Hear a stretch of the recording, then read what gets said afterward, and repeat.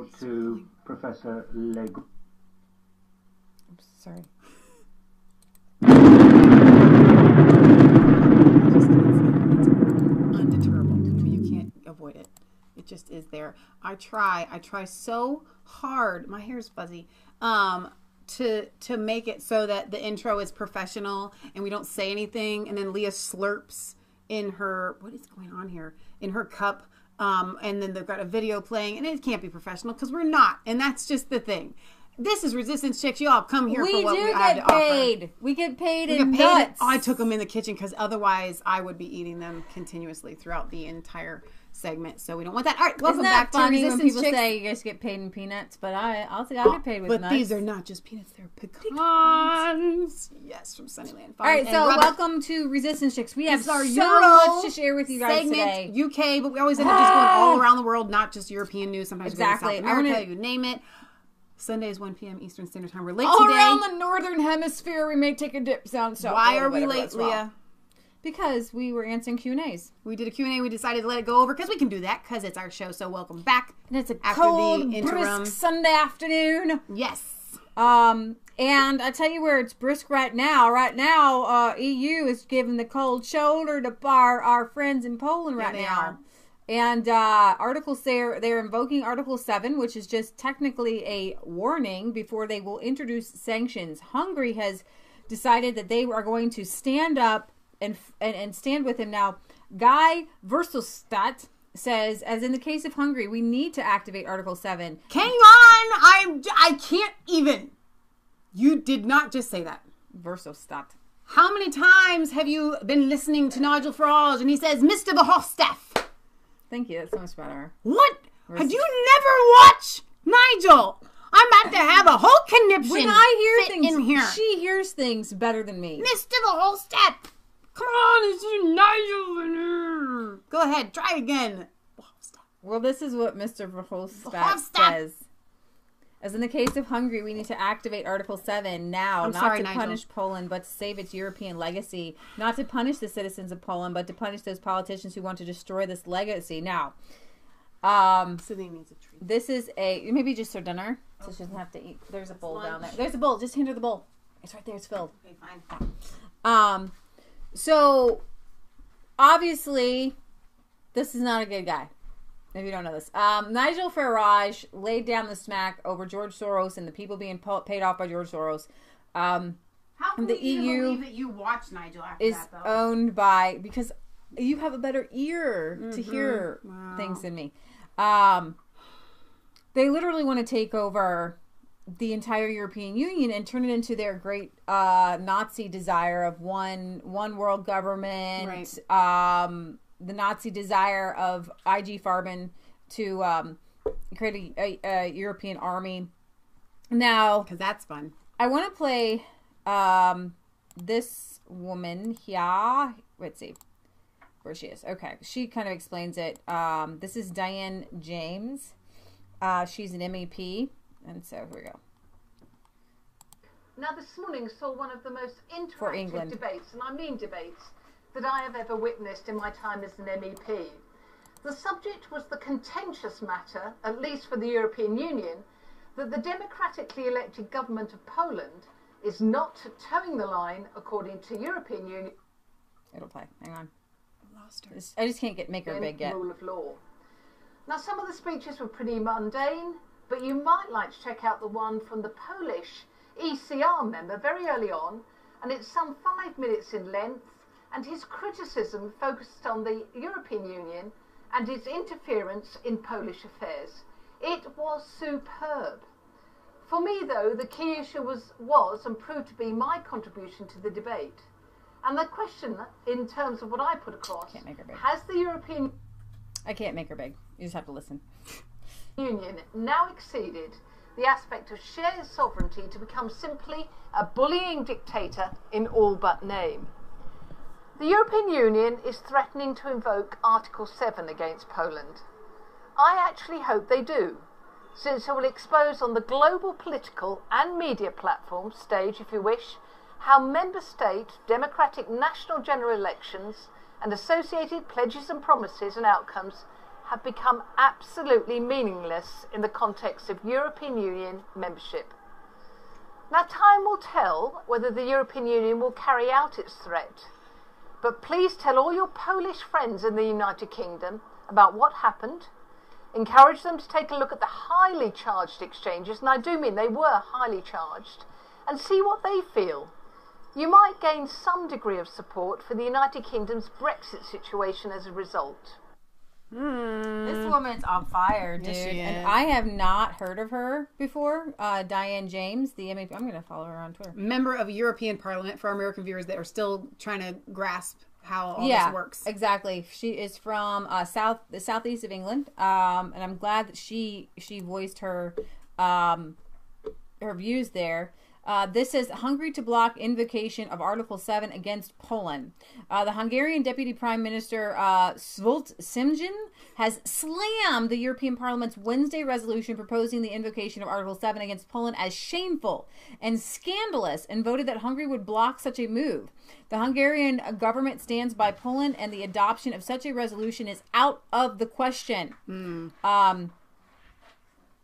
The resolution submitted by the European People's Party, the Socialists and the Democrats, the Old Liberals and the Greens, and the radical left EP groups was adopted by the European Parliament at its plenary session with 438 in favor and 152 against and 71 abstentions.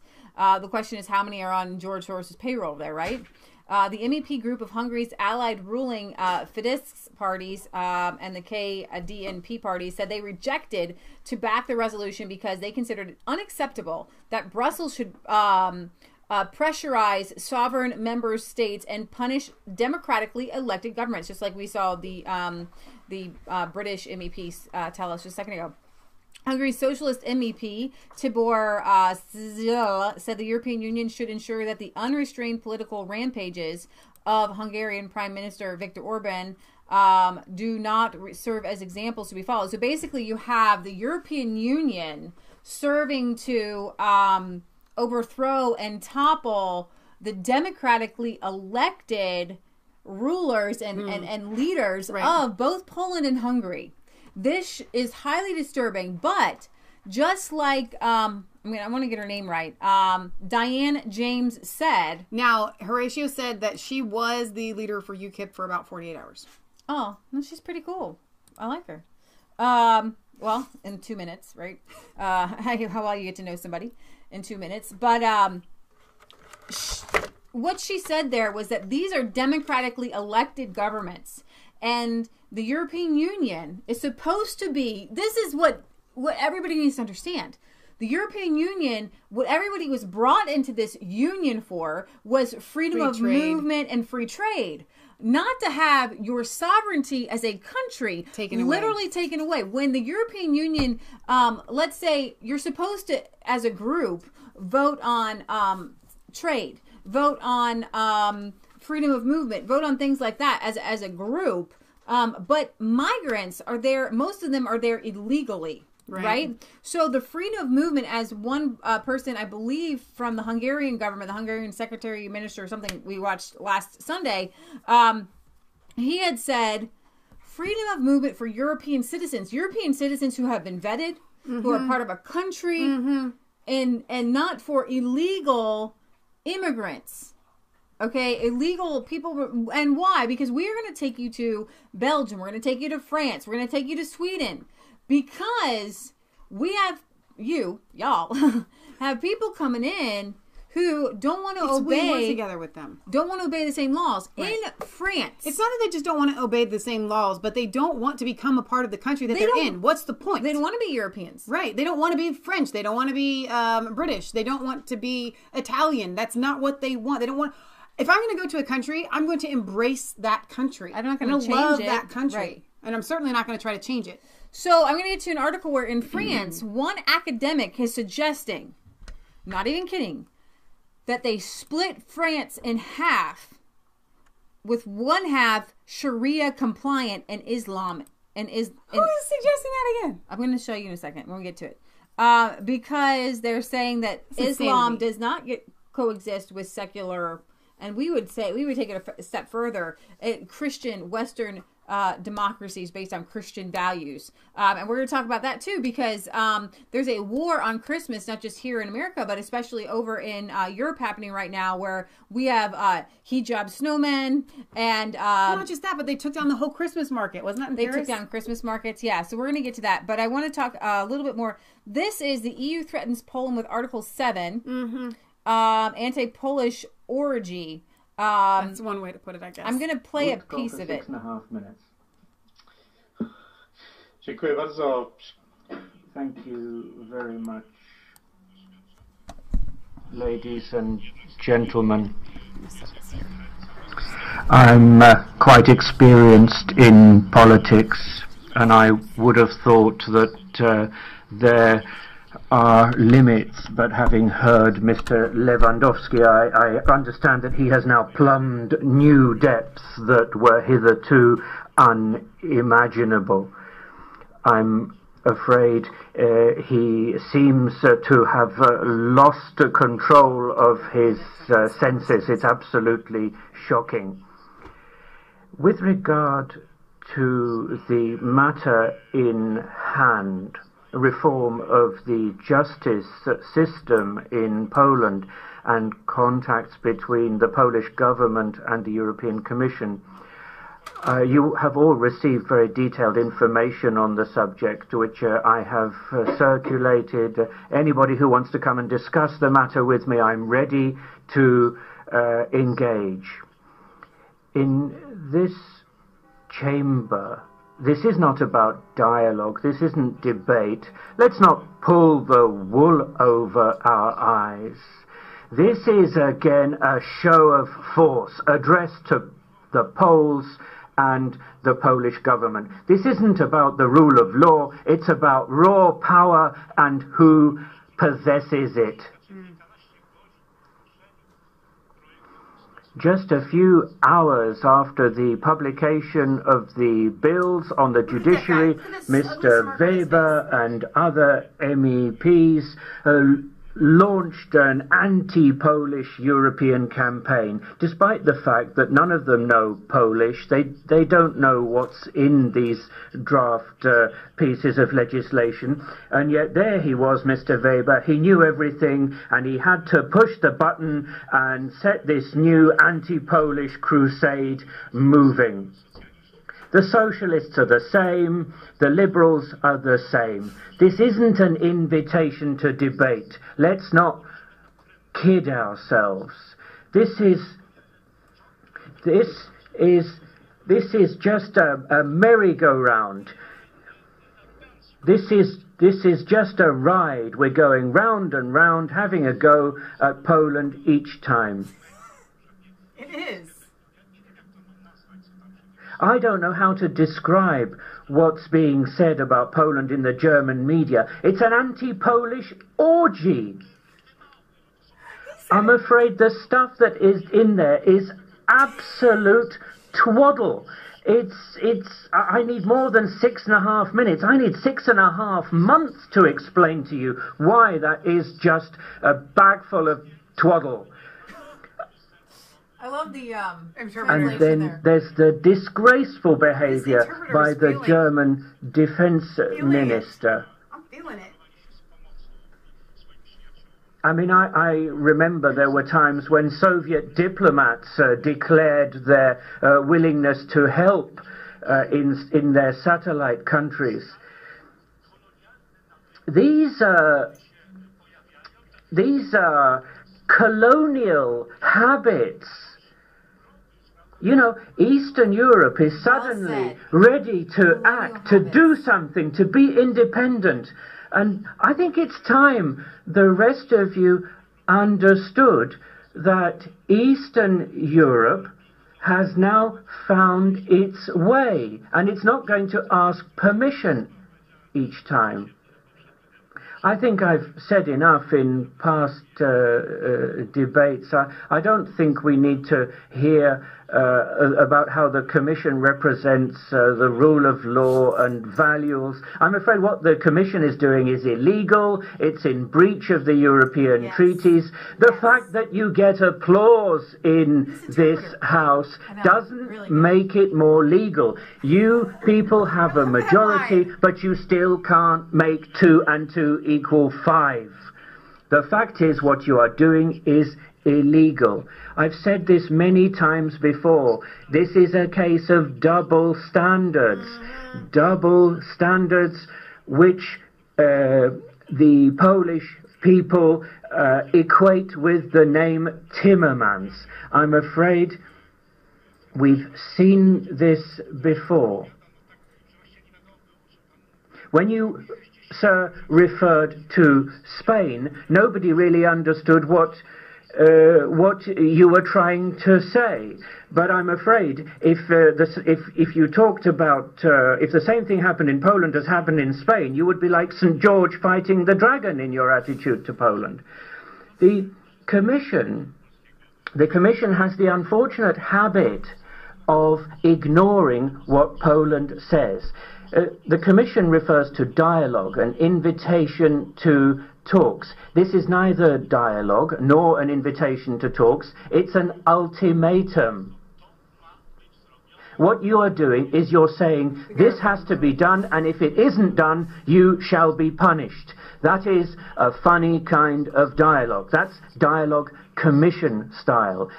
Shakespeare called this the insolence of office.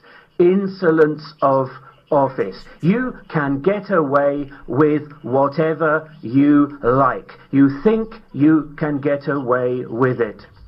But don't worry, Poland will cope. This is not going to harm Poland, it will harm the Union. True. If you consider the anti-EU diatribes that have been heard in this House, they do less harm to the European Union than the first Vice President of the Commission, who does more damage than Nigel Farage and Marine Le Pen together. Would you, Mr. Legutko, would you accept a blue card from our colleague, Mrs. Kudrycka? Yeah? Okay. Mrs. Kudrycka, you have the floor. Chciałam powiedzieć, że I just want to say that for us to avoid debates of this kind, the Constitutional Tribunal should be left alone, the courts should be left alone, and my question to Professor Legutko is this: do you regard the European Union as a milk cow from which you can squeeze cash, or do you think it's a community of rule of law based on Western civilizational values? Nie tak. No, we don't regard the European Union as a milk cow.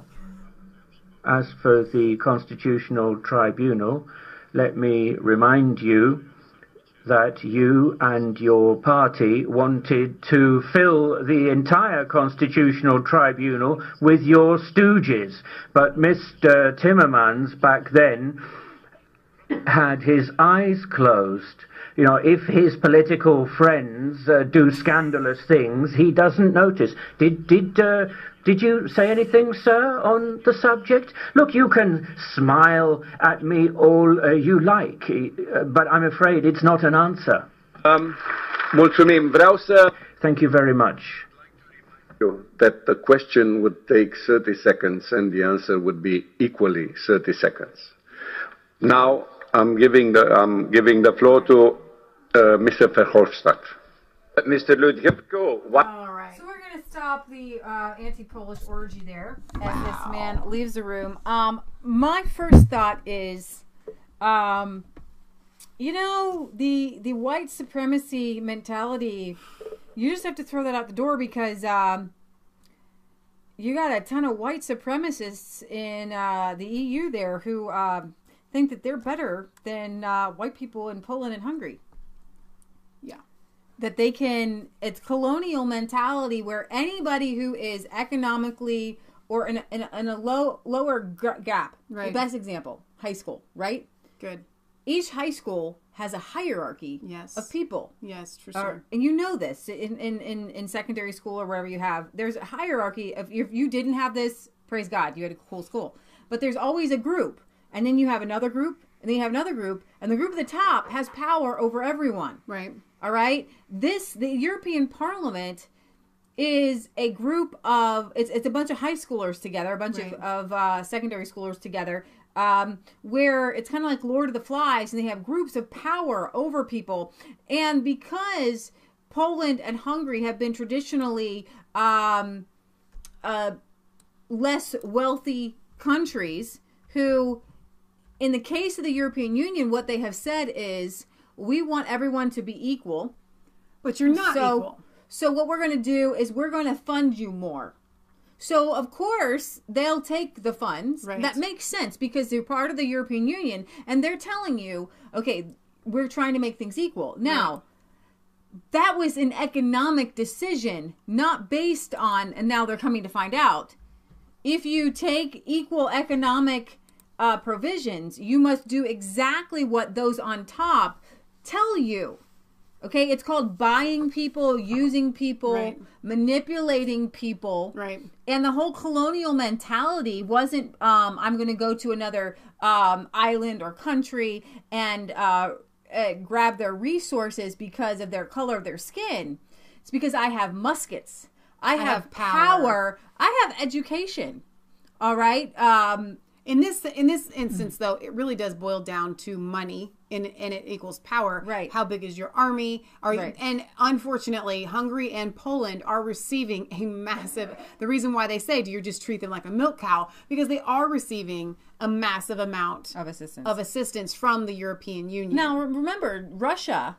They had a lot of sanctions against them, and Vladimir Putin's country went through a very rough time because of those sanctions, and that he realized that they were importing everything and that they had to be an economic powerhouse themselves.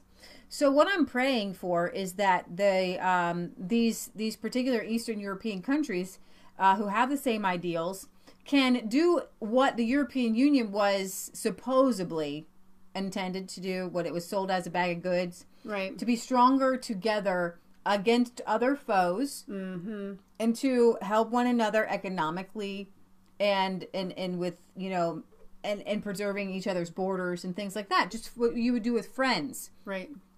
This is not what's happening in the European Union. It's power. Brussels, Germany, George Soros, the one. If somebody with the most money gets the power, that's what we have in America.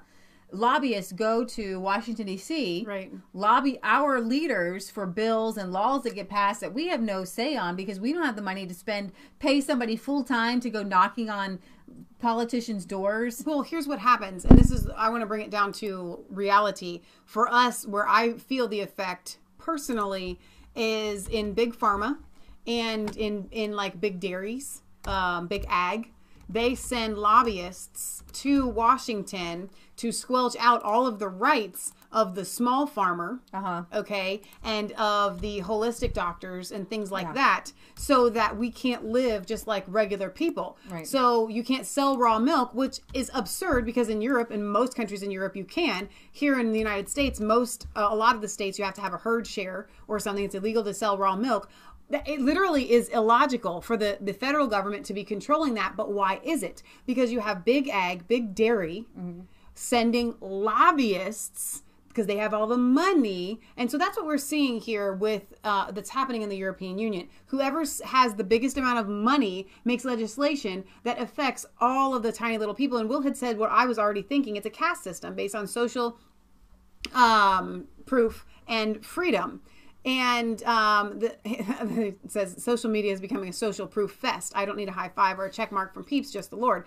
But seriously, it is a caste system. It's something that you're born into. You're born into Poland, and in today's day and age, you're born into the European Union. You don't have a choice. Right. And Poland and Hungary don't have an equal say. Each person needs an individual vote. And the problem with the European Union is they are a super socialist state. Mm-hmm. This is socialism on steroids. This is, as one person says, am I looking at, he says, wow, the EU are set to crush Poland with Article 7. Ladies and gents, I give 1939 all over again. There's your effing EU bullocks, you blanks. Okay, now, when you wake up every day, you should be an autonomous person. This is why America is the greatest country in the world, and was based on principles of life, liberty, and the pursuit of happiness, so that when you wake up, your goods that you pursue, what you make with your own two hands, you keep them. And nobody has the right to take them from you. Exactly. And that's what we're actually seeing. You John say, Locke is the greatest country? It's not right now. Right. There is no great country right now. Even Poland isn't But part of the our EU. country is, because we still have these documents. They're enshrined. They're in a box, and we need to let them breathe. We need to let them out.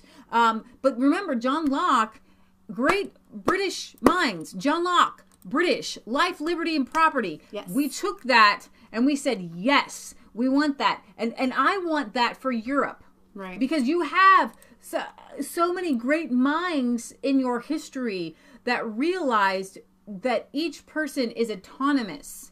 Okay? And so what the European Union, unfortunately, your presidents, there's a list of them. Can you name them all? I off the top of my head, I can't name them all. But you don't get to vote on them. Right. They make decisions for you. This European Parliament makes decisions for an entire continent. Right. So that the little guy, the little farmer, the little worker, you don't have a vote. And Poland and Hungary, it's not a perfect system, you guys. I understand this, but they're trying to say, wait, okay, our people are saying this is what we want as a country. Mm-hmm. And so that is what is really important. So you have different presidents. You have the president of the European Council, president of the European Commission, president of the European Parliament. Yeah. So there you go. Just so that now you know. Donald Tusk, Jean-Claude Juncker, and Antonio Tajani. The EU now wants to instigate Article 7 on Poland. What with the desire to implement an army as well, the EU is slowly turning into a fascist dictatorship, push back people. And there's more to this, because along with fascism came the rise of taking away your freedom of speech. You've already taken most of your weapons away, except for like in Switzerland.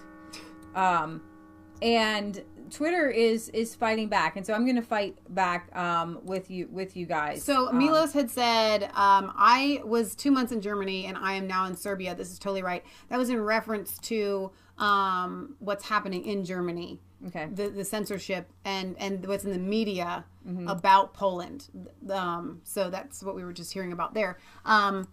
Pupsis, I can't even do the last name. Holy crud.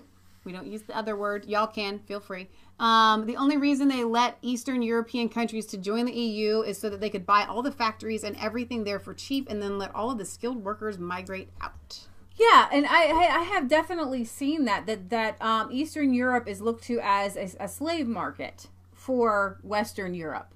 Most definitely. This is another Breitbart article I want to bring to you guys. I'm dropping these. I'm going to drop these in my Google Docs, and I'm going to drop them all into the description. Battle for the West. Hungarian Prime Minister says silent majority will prevail over globalist elites and the Soros empire. If you missed Nigel Farage's speech on the Parliament floor there, the EU Parliament floor, it's amazing. You have to watch it, where he calls out George Soros.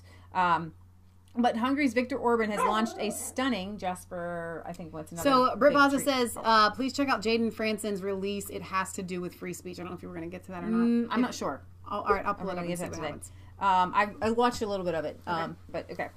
Viktor Orban has launched a stunning denunciation of globalism, declaring that the true spirit of the age points to a resurgence of conservative values centered on country, family and tradition.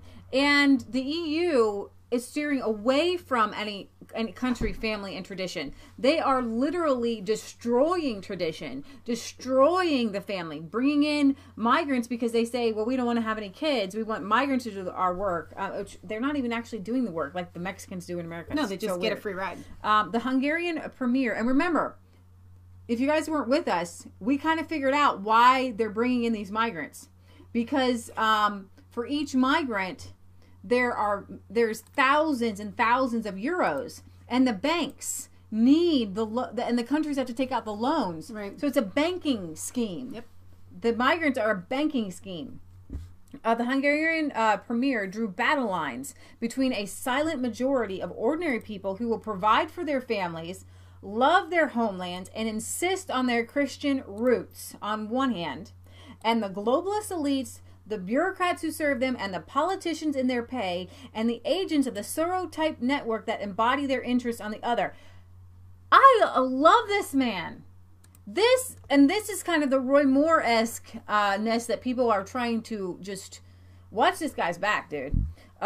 We should realize that the soothing melodies pouring out of the speakers of powerful global corporations and global political organizations, siren voices encouraging breezy irresponsibility, frenzied consumption, and boundless self-indulgence, are not at all the same as the spirit of the age.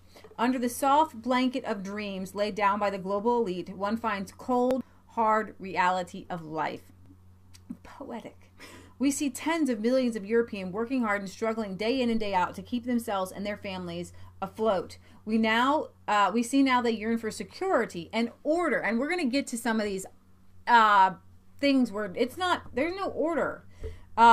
We see how they cleave ever more firmly to their cultural identity and fight every day for every square meter of their normal European life. Orban said the globalists understand tide is turning against him, and therefore they've invented the magic word populism to denigrate all that is national, popular, Christian, and civic. But they repeat this magic word in vain. Their incantations are in vain, and their political voodoo is in vain. Who writes this speech? Because this is a poem. Reality, flesh and blood people, real life instincts, real human desires, dreams, and hopes will conquer the globalist elite still ruling Europe today, and they will make Europe and within Hungary great again. I love this man. And he goes on to talk about George Soros. He also suggested this was all part of a process in which some European countries have decided to forsake Christianity and to forsake their own national identity, and they want to enter a post-Christian and post-national era, which is called the United States of Europe. It is well known that we Hungarians have no desire for empires, and especially not for their viceroys. Poland and Hungary, when talking about the wars and all the migrants, are like, we weren't part of that. Right. We didn't invade Syria. We didn't invade Libya.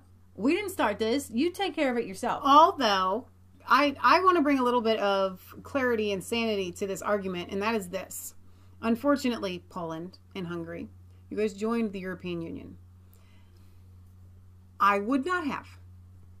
Even on the idea of free trade or freedom of movement. Your country has borders for a reason, okay? You have trade deals for a reason that are really to protect you. The free trade, but it seemed like a good idea, but you had to know going into it. They were coming out of communist. They were broken. Right. They were poor. Right. They needed help. Well, I'm just saying to you guys, Poland, Hungary, get out now. It's like if you're a homeless person on the side of the road and somebody's like, hey, I'm going to give you a job, come and work for me. They were tricked. Again, right. And they're saying, we're not going to be tricked anymore. Right. They're waking up to their Christian roots, and they're going to be strong. So I don't ever blame the victim for being victimized once again. Okay, so you're right. But my point is, we have to look at what it was still a bad idea. Even if it was a wrong decision under the right circumstances, it's still a wrong decision. And you have to recognize that so that you don't repeat it. Today, an empire is threatening us once again. We stand in the way of a plan that seeks to eliminate nations. We stand in the way of a financial and political empire which seeks to implement this plan at whatever cost. Let's not beat around the bush. In order to implement the Soros plan across the whole of Europe, they want to sweep away governments which represent national interests, including ours. He talks about George Soros, and so. So Sean says, you're right about the West cherry picking Eastern European skilled workers. I once worked with a Polish guy at the milk depot who was a doctor in Poland. He earned more as a milkie in the UK. So the discussion in the chat right now is about universal health care. And here's my take on it, because somebody had said, I think it was Pupsis, that ask anybody in the UK if they, what they think about the free health care. No one's probably going to be against it because they want their free health care. Here's the thing. At least in the United States, it's not free. Somebody's paying for it. You're paying for it. What they do is they take from your, you guys have a 20% tax? 20% tax on things? In the UK. Everything you buy goes to this, and what the government is saying is, you don't know how to handle your money. You're a child. That's what they say.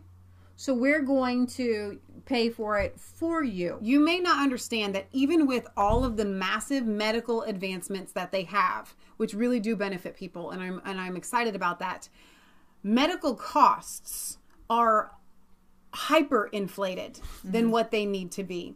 These companies are making far more than they need to make. Even the physicians, at least here in the United States, are making far more than they need to make. Medical care is a very simple thing. And instead of treating the human being, to prevent the sicknesses, they pump you full of chemicals and bad foods, give you a bad lifestyle so that you're not a physical person. They keep you sick to keep you hooked to the milk cow, the teat, so that you have to keep coming back. And then they take all your money and have you go into the system and say, you need us. If you were raised on a system of food, which the government gave you all your food, right?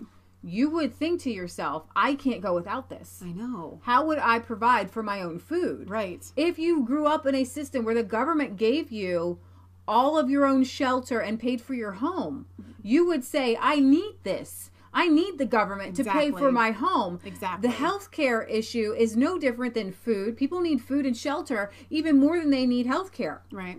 And so it always boggles my mind that people have decided not to. Here's the thing about healthcare and versus food and shelter. Our government steps in, and I'm not saying this is right, to help people who are poor and below a poverty level who can't afford shelter and who can't afford food. Right. But when it comes to the socialized medicine, it's everyone. And as Horatio has told us, you still pay. You still pay. Right. Go ahead. Patriot Gallery. The health insurance is a huge subject, but it comes down to simple as oppression makes a man go unhealthy, sick. Right. Oppression makes you sick. Right. So you get rid of oppression and you will be healthy. Right. But at one time, for 6,000 years, people did not have insurance. They didn't have cars. They didn't have all this stuff. All the stuff that you have, cars, oil, everything, electricity is making you sick. Exactly. The Amish live this very healthy life, and they go without all that stuff, and they have more than we have. They have more land than we have. They have more animals. They are wealthier than we are because their wealth is in what they have. Their animals, barns, things, clothes, everything. I mean, the products that they make for themselves is so much better than our products that we buy. Right. I mean, health insurance is just a huge thing, and it boils down to oppression makes you sick. And the more you go to doctors, the sicker you're going to get. And that's true. I have found they've killed all these holistic they do doctors. make you sicker, and they don't give you any actual answers to how to. They treat a symptom with things that are going to cause other symptoms that actually never heal the problem. They put things in McDonald's food and fast foods and other kind of foods to make you addicted to them. Yep. And they put things in these drugs to keep you just a little better, but not healed. Right. So that you always have to buy the drugs. Right. Well, holistic doctors are being killed right and left in every country. Right. The ones who tell you how to live healthy and you can be whole and complete. And farming is exercise and everything is, God made it perfect. Right. So Matthew says, it seems our rights are becoming privileges and the privileges are becoming rights. Yeah.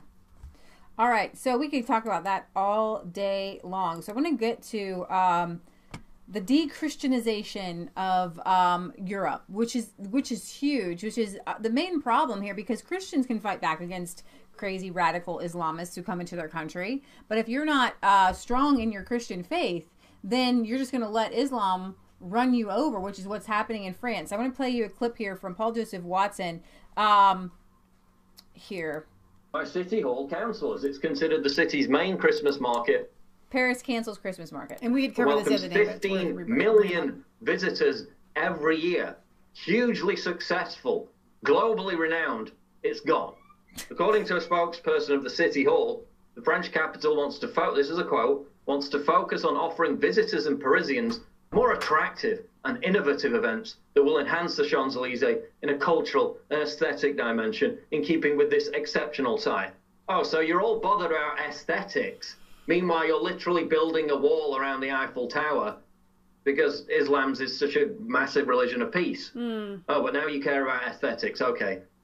Since 2008, this market in Paris has been organised by Marcel Campion, but due to long-term dispute, the contract was terminated this year. According to Jean-Francois Martin, deputy mayor in charge of tourism, the market wasn't good enough for Paris.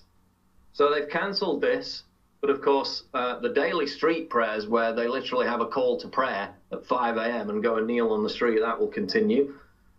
Another one, French top court bans Christian nativity scenes from public spaces. Christmas nativity scenes. The French Council of State has ruled for a ban on Christmas nativity scenes in public spaces unless special circumstances show that this has a cultural, artistic, or festive purpose. So you can't just have a Christmas nativity scene in public for the sake of, oh, I don't know, we're a Christian country. This is the very foundation of our entire society. No, that's not a good enough reason. You have to prove that it's diverse enough, that it's representative enough culturally. It's insanity. They just say stuff and expect people to just swallow it. The decision of the Council of State relates to the nativity scene that the mayor of Béziers, Robert Menard, had installed in 2014. In 2015-16, a creche was again installed, but with a more cultural and festive dimension.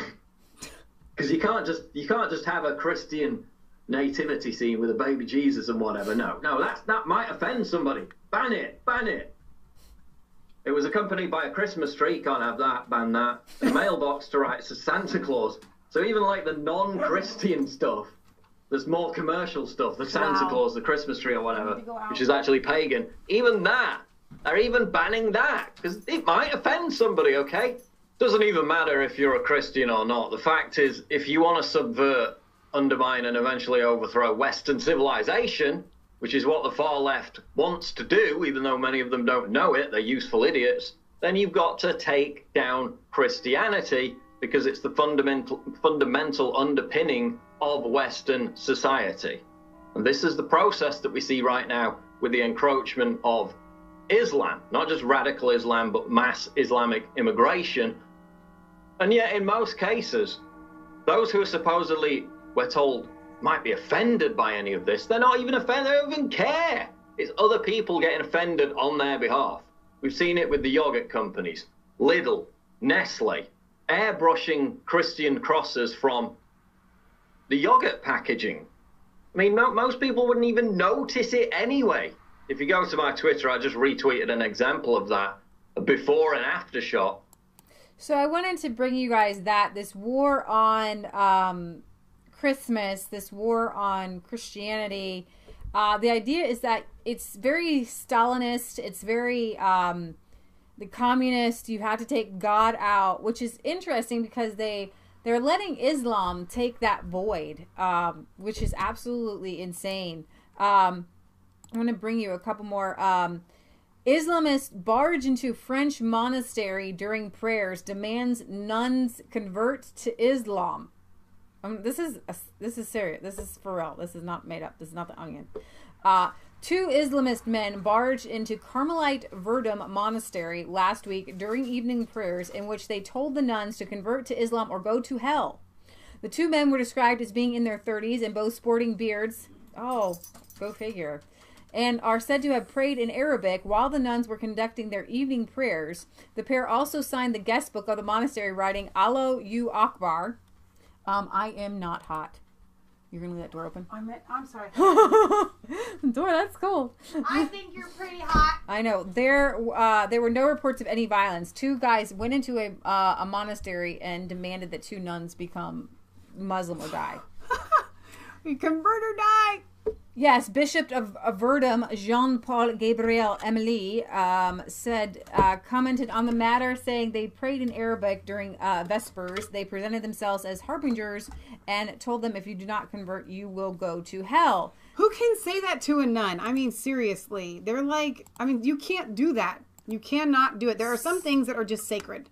So I'm going to bring up... I'm not even Catholic, and you don't do that to a nun. It's just, this is not what you do. I don't have them in order like I went to. So I want to go to my next one in France here while we are on France. It's going to be like my last one here. Let's see. I think it might be... Over 20 years we have worked very hardly to create That's not a what strong... I want. That's not the one I want. Sorry, guys. Of course, everyone I play is going to... I could sing like that in other languages, I think.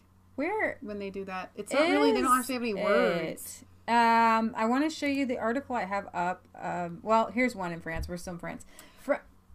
French police used tear gas to disperse protests against slave auctions in Libya. Yay. Okay, so we covered the slave auctions in Libya. This is not a new thing. It's been going on. Hillary Clinton knew about it. Somebody had wondered if it was fake news, propaganda, but I don't think so. But the crazy thing is that why would you go in front and just cause all kinds of outrage and be crazy? So you have... setting things on fire, just yelling at the police, breaking windows.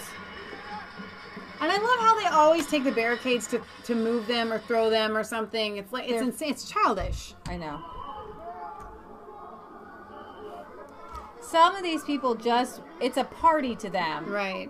And here is the thing, and we say this on Resistance Chicks all the time, if you actually have a life and you are busy doing things, you don't need to do this. They're like pent-up animals. Exactly. Like dogs that need walked or something. I mean, if I lived the life that they live, I would go insane as well. And I would be like a dog that needed walked. Like, you have to get your energy out somehow. Instead, I go and, scoop pig manure for a living, or I actually do walk dogs. And it burns out the energy. They have too much energy and too much time on their hands.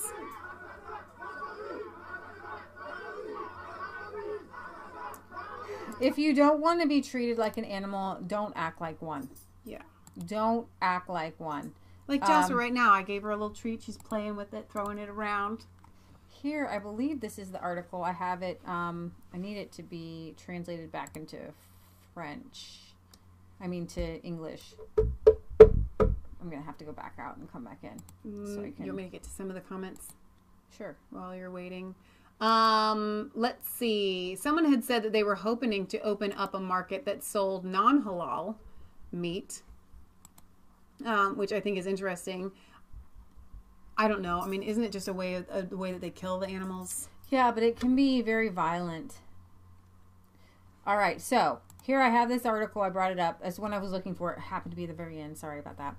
To avoid civil war, let's divide France. This is by Christian Del Moliner, who is an academic in France. And he says, we can never convert the 30% of Muslims who demand the introduction of Sharia law to the merits of our democracy and secularism. We are now allowing segregation to take place that does not say its name. Rather than veil the face or adopt unimaginable measures in democracy, trying to integrate people, forced evictions of the most radical, why not establish a dual system of law in France?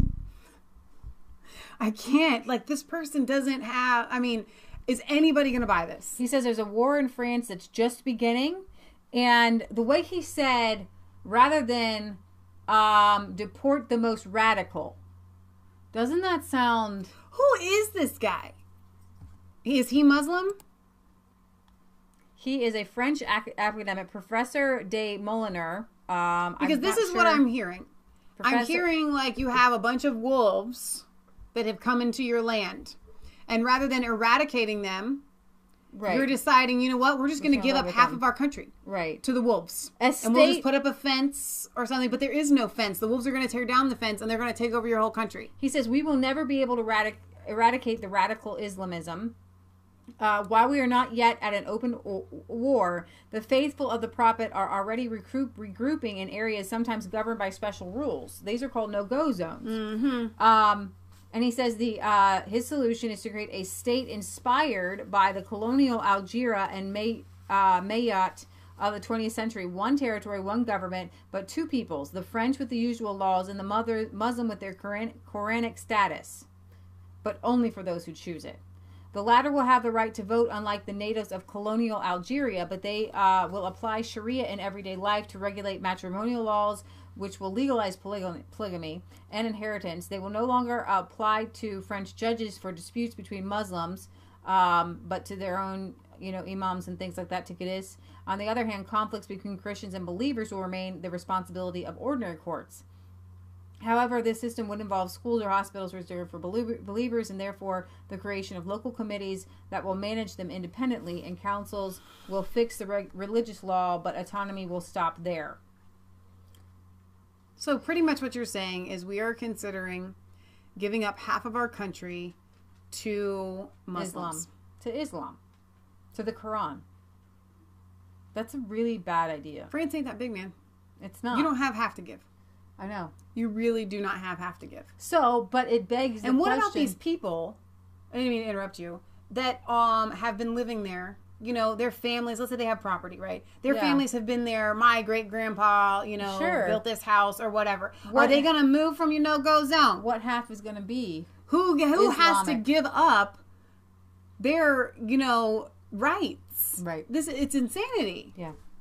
Totally insane. Totally. All right, so, but Macron, violence in the street of Paris as protesters rage against Macron for the 5th day.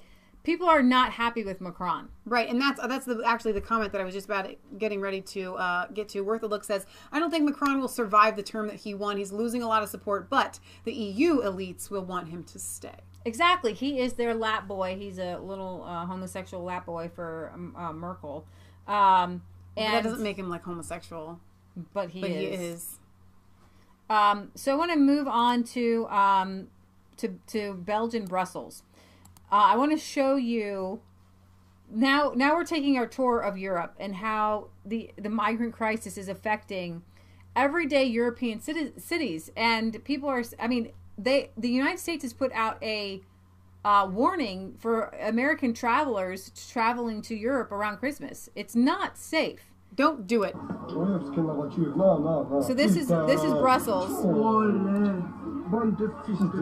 and the people taking the video are like, "What are you doing?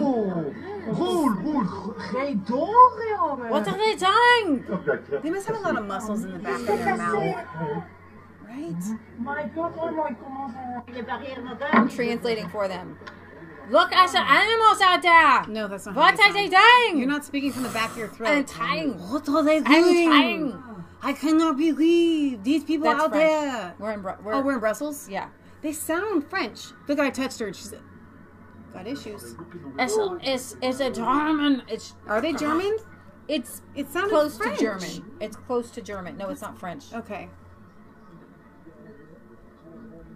It's more guttural. That's what I'm saying. They got muscles in there. What are they doing? What? Why are they running down the streets? They're breaking things. I can translate that. Quiet animals. Why are they going back? They're coming back. It's not funny. They don't know what to do. This is erratic behavior. They're bored out of their minds, man. Wow. That's what they got problems. Belgians speak French and Flemish. Thank you, Shani. Well, it's definitely with a German accent, from what I could hear. But thank you. Horatio had to pipe in on that one. It sounded like Flemish. Is that why they call it phlegm? Because it comes from the back. It sounds very much like all the German shows I have watched in the past. It's very close. Come on. All right. So, Silvo Strife in Brussels. Here's another. Supposed to be another video. There was a 2-week riot in Brussels. Seems to be increasing by the day. Large groups of migrants attacked the police, looting and ruining supermarkets, lighting cars, destroying the Christmas decorations. Destroying the Christmas decorations! Stop it! In the streets of Brussels. The quarter around the Place de la Maia, right next to the Brussels Opera, was particularly affected. The images that go through social networks are reminiscent of Civil War-like conditions. You already went out, man. And my métier will not play. Of course it won't play. Oh my gosh. So, I hope those migrants know how to make chocolate. Otherwise, Belgium is now utterly useless to the world. We got chocolate today. That was awesome. Belgium chocolate is really, really good. So I was going to show you another video. So we're going to go here to Germany with a real German nightmare. Germany brace for snap election as parties have one day to reach the deal. You need to channel. That was very close to what I could say. Because I like it when he says illegals. Illegals. Angela Merkel has one day to save her leadership as she enters the final round of make or break talks to form a new coalition government. It's bad. It's you good. roll Keep the it R's. We're not Government. I know you don't use the W, so I can just say the V's. I don't say W, it's V. Everything's do. Like I'm going to wash my car. All right. Germany could be heading to a snap election unless the Chancellor's Christian Democratic Party can iron out disagreements with their would-be coalition partners over the climate and the migration policy. The self-imposed deadline to agree a new government passed by on Friday without success, with the parties agreeing to extend talks until today, which is the 19th. So today, this is brand new. This is today. This is today's news to you right now. Miss Merkel's hopes of avoiding a new election with a possible leadership challenge rest on forming an awkward three-way alliance between the CDU and its Bavarian allies. I'm sorry, I'm going to stop now. Yeah. So anyways, nobody wants Merkel. They're not working it out. They're not making it happen. So they have they're having some issues. We're gonna go to Sweden here in a minute. I know I have some more. You want to go to Sweden? I know I have some more on Germany. Okay, yeah. Germany, 440,000 migrant drifters fuel surge in homelessness. Wow. So homelessness in Germany has dramatically worsened with the onset of the migrant crisis, go figure, rising 150% to 860,000. Oh my God. Seriously. Just in 2 years, the rise was driven by the addition of 440,000 vagrant migrants on the books, according to Zit online reports. And actually have that one. I did bring that one up. The Zit online report is here somewhere. Round of applause for Leah, who puts all of this together. She should get a cookie. She spends a lot of time. I wish I had them all lined up for you, but I sometimes just funnel stuff. I find it and I say, "Hey, Leah, look at this." Just you guys send links to us. I do the same thing. I find something. Hey, Leah, look at this. We should cover this. So immigration obviously has dramatically worsened this. On top of the figures for people registered as homeless and in temporary accommodation, possibly including migrants who are convicted sex offenders at the risk of reoffending, Germany has also at least 52,000 homeless sleeping in the streets. This represents a rise of a third. So this situation leads to what we just saw in France. People who don't have jobs, they don't have homes, they have cell phones and food that is provided by the government. Yeah. And you don't have anything to do, so they just riot in the streets. When something comes up, we just riot. I mean, look at this, you guys. I mean, you've seen the pictures of the, Paris, France, with like the tents and the and but it's gonna get cold, man. And yeah, Germany's cold in the winter. And you're also gonna get sex trafficking this way. So yeah, Germany needs your prayers. Yeah. Yeah. Let's see, Jada, Paul Joseph Watson. I had another one on Germany, but we're gonna go to Zimbabwe here because we're going to Zimbabwe, man. Hey, man. They have arrested Mugabe and his wife, and they said, no more Mugabe. You're 93 years old, man, and we don't want your commie dictatorship no more. Why didn't we lead with this? This is kind of huge. Mugabe! Mugabe is gone! Okay, so the Zimbabwe's ruling party Central Committee says longtime President Robert Mugabe must resign as president by noon Monday. They have him arrested right now. He is under their authority of the military. Yes. Or impeachment proceedings will start. Okay. The ZANU-PF party has fired Mugabe as party chief. What do we know about the ZANU-PF party? Nothing. Okay. Expelled his wife and named the recently dismissed Vice President Emerson Mnangagwa Gagwa as the party chief. Parliament resumes Tuesday and impeachment proceedings will begin then. The Zimbabwe ruling party official confirmed that the Central Committee has fired President Robert Mugabe as party leader and replaced him with a new dude. Now, but GOS 85 says only to be replaced by a worse despot. Yay! Can we get a round of applause for Zimbabwe? Yeah, well. Major things happening. Thank you, Horatio. He says Zimbabwe is in Southern Africa, not the Caribbean. You know what? It's the best we can do. All right? We don't watch much on television that has a Zimbabwe accent. Listen, man. When I listen, it's not racist, okay? But sometimes it's a regional accent. Okay. Okay, man. Yeah, I do hear in Africa. Caribbean's not close to. Hey, man, no. I hear they came from Africa and brought their accent to the Caribbean. Right. Hey, man. All right. Picky for all the time. Sex attacks almost double in Berlin no-go zone. The number of sex attacks in the no-go zone of Alexanderplatz, Berlin, has almost doubled over the past year. Don't go to Alexanderplatz. Berlin police are becoming even more concerned about the rising level of crime in the area around Alexanderplatz metro station. Over the past year, almost all crime has gone up in the area, including sex attacks, which have gone from a total of 20 to 36 in the first 10 months. You know what? Those odds in one town are not in your favor. Those are percentages. There's a percentage, 36. 20 to 36%. No. There was a total of 20 in 2016. Okay, now there's 36. A total of 36 in the first 10 months of 2017. Okay. But the odds, what I mean is 36 sex attacks in one town is a lot of rapes. Yes. I'm with you. I just wasn't following. Okay. The largest rise has been the number of drug-related offenses, which have gone from only 165 to 428. The drug scene in Berlin has seen a dramatic growth as a large number of asylum seekers working with the Arab criminal gangs, because that's always helpful, take to the streets to peddle drugs. And there's new synthetic drugs called bonsai and spice. Stay away from them. The spice and the bonsai. Just don't buy any spices. No. The two are labeled as synthetic marijuana. And according to Berlin police, many users have complained of vomiting for hours and cramps and foaming at the mouth. You know what? Just don't do drugs.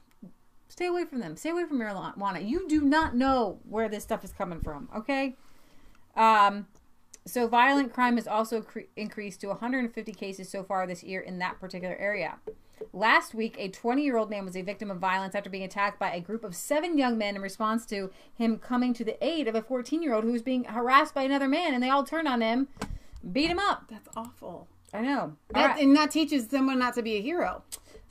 Right. Speaking of sexual attacks at the highest ever level in Sweden.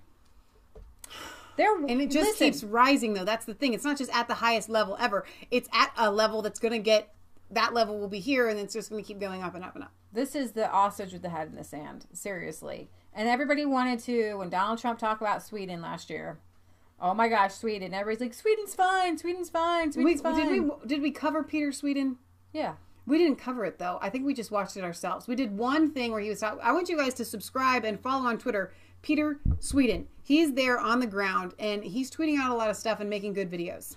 Sweden's National Council on Crime Prevention released their latest Swedish crime survey on Wednesday, which revealed that a growing number of Swedes are victims of crime when compared to figures from previous years. The figures, which are for 2016, reveal that crime levels are at their highest level since records began in 2006. And in total, more than 15% of people surveyed said that they had been a victim of at least one crime. That's a lot. What really stands out is that this is such a broad increase in affecting almost all types of crime. I think this rise is worrying. It's something that deserves a lot of attention, particularly acts of harassment and sexual assaults. And remember we showed you where the guy called in and said, listen, I want to know information about this 14-year-old girl, 11-year-old. He called into the police station in a certain town, I don't remember what it was, in Sweden. And she literally said, we can't look at that case. We are aware of that case, but we have too many cases. We have children being sexually assaulted. So we can't look at this. Right. And so I wanted to bring this up to you. Obviously, 92% of all severe rapes, violent rapes in Sweden are carried out by people with a migrant or asylum background. This is a bipartisan issue, guys. It doesn't matter what your views are. This has to stop.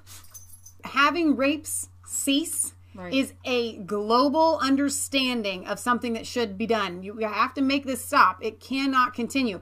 And they do have their heads in the sand if they're not correlating the increase of the migrants that just so happen to be Muslim coming into their country that they've let in with open arms. Yeah, Swedish police are clearly being pushed to their limits. In 2015, it was reported that only 14% of all crimes in Sweden were solved. And around 80% of police officers were considering quitting the force. So if you are under pressure, your hands are tied, you can't do anything. You don't have enough resources. And in a socialist country where you're so bent on having healthcare and housing, but you can't stop crime. See, this is backwards. Liberty-minded people say we must use taxes to stop crime and to punish crime as a collective because we can't take justice into our own hands. Right. We can't, this isn't the wild, wild west. We can't go take a robber or a bank robber or a thief or a rapist and into our own hands and punish them. Let me bring it to John Locke.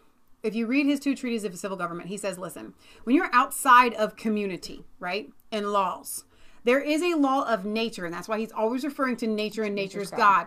The law of nature is if someone comes at you to come and take something from you, you have the right to defend yourself. So listen, and John Locke says this, if a man comes to you to steal your purse by physical force, you are justified in killing that man, even though the crime doesn't equal the crime. You can defend your property with death. Right. All right. Now, in today's day and age, it's not exactly the same. But what he does say in his 2 treatises of civil government is once you enter into society, that becomes a little bit different. The crime has to equal the crime. So it's not that if somebody comes at you to steal from you, can you just go and kill that person? Okay, unless they're trying to kill you. Well, he still says, I mean, if somebody comes at you, you have a right to defend yourself.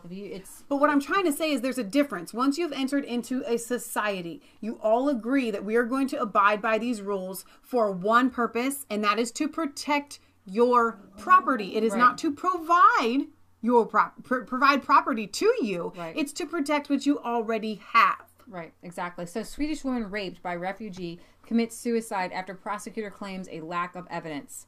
A Swedish woman who was raped by a Syrian refugee in March this year has committed suicide. The horrible news was made public by Swedish investigative journalist Joachim Magnus Lamotte.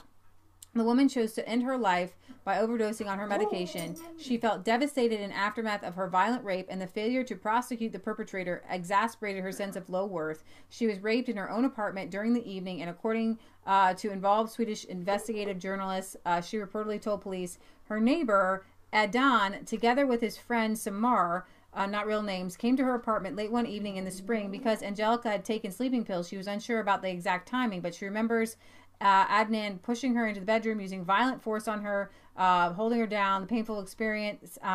The investigative reporting shows that the police and the prosecutor, in making their decision, ignored some of the evidence. For example, there were opportunities to analyze the DNA in the woman's apartment, and in addition, she had assaulted-related bruises. And so what you see in Sweden is that these perpetrators are not prosecuted.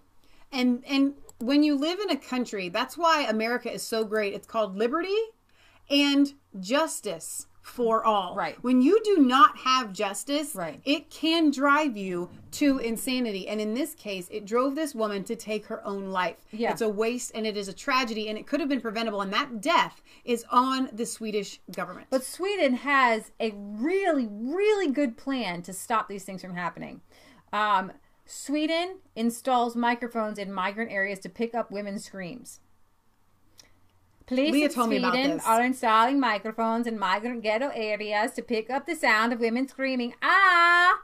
as the country's rape crisis continues to escalate after the mass importation of Muslim refugees. The Stockholm County Administrative Board will use both surveillance cameras and sound detectors to pick up telltale sounds such as explosions, gunfire, the clatter of broken glass, and the shrieks of women being attacked. So rather than keeping these people from coming and preventing the women from being attacked, we're just going to bring in surveillance things so that not only can we, under the guise of protecting people, hear screams, but we'll be able to surveil you. Yeah. All of the time. This is ridiculous. That is not how you solve it, because guess what? Once the explosion has happened, Sweden, and once the woman has been attacked, Sweden, your little microphones aren't going to do a darn thing, especially when you don't have a police force to do anything about it. No, here it says, don't worry. The microphones will act partly as a stand-in for actual police officers, given that the Järva's only police station is set to close despite crime figures continuing to rise in no-go migrant suburbs where cops, firefighters, and ambulance workers are routinely attacked. So the police are not safe there, so they're going to put microphones there. The number of gang-related shootings has surged 43% over the last 3 years in Sweden. Rapes have increased 14%. And then we have Swedish police officer Peter Spingenair saying that it's almost always exclusively committed by someone named Mohammed, and invariably from Iraq, Turkey, Afghanistan, and Somalia. But you're not allowed to say that, because if it were a right-winger, or if it were white people, or if it was some sort of right-wing extremist or Nazi, you could say it. But since it's not. Right. So, this is one I wanted to show you. Oh, it's not getting bigger. Okay, so, let me see if I can just make it bigger like this. Where is the... You guys can... I don't know if you can see the snowman. Oh my gosh, no, I can see it. Germany, Munich Christmas market advert features a burqa-clad snowman. I wanted to show you this. This is so great. Oh my gosh. Can you see her? Yeah, and you can't see her shapes because that's the idea of a snowman. You can't see the curves. But see, these snowmen have a nice curve around the neck, but you can't see hers because we can't look at the shape of the snowman, because that would be, might get somebody a little excited. Something strange is happening to Christmas markets all over Western Europe. Like a hijab. It was a whole... We are not talking about the fact that almost all markets now need to be protected by concrete barriers and heavily armed police teams, but about something different. What accent is this? This is German. This is German. Okay. There's a structural change in how Christmas markets are presented and sometimes even cancelled for strange reasons. I'm losing it. So this is Der All. This the Christmas market in Germany has been has a burqa-clad, and why is she front and center in the middle? Good point. Now what's going on with this snowman down here at the bottom with the red one? That looks like a headscarf. Is that a headscarf? Yes, of course. Islam has nothing to do with Christmas. Does it get any bigger? Click to enlarge. I want to see what else is there.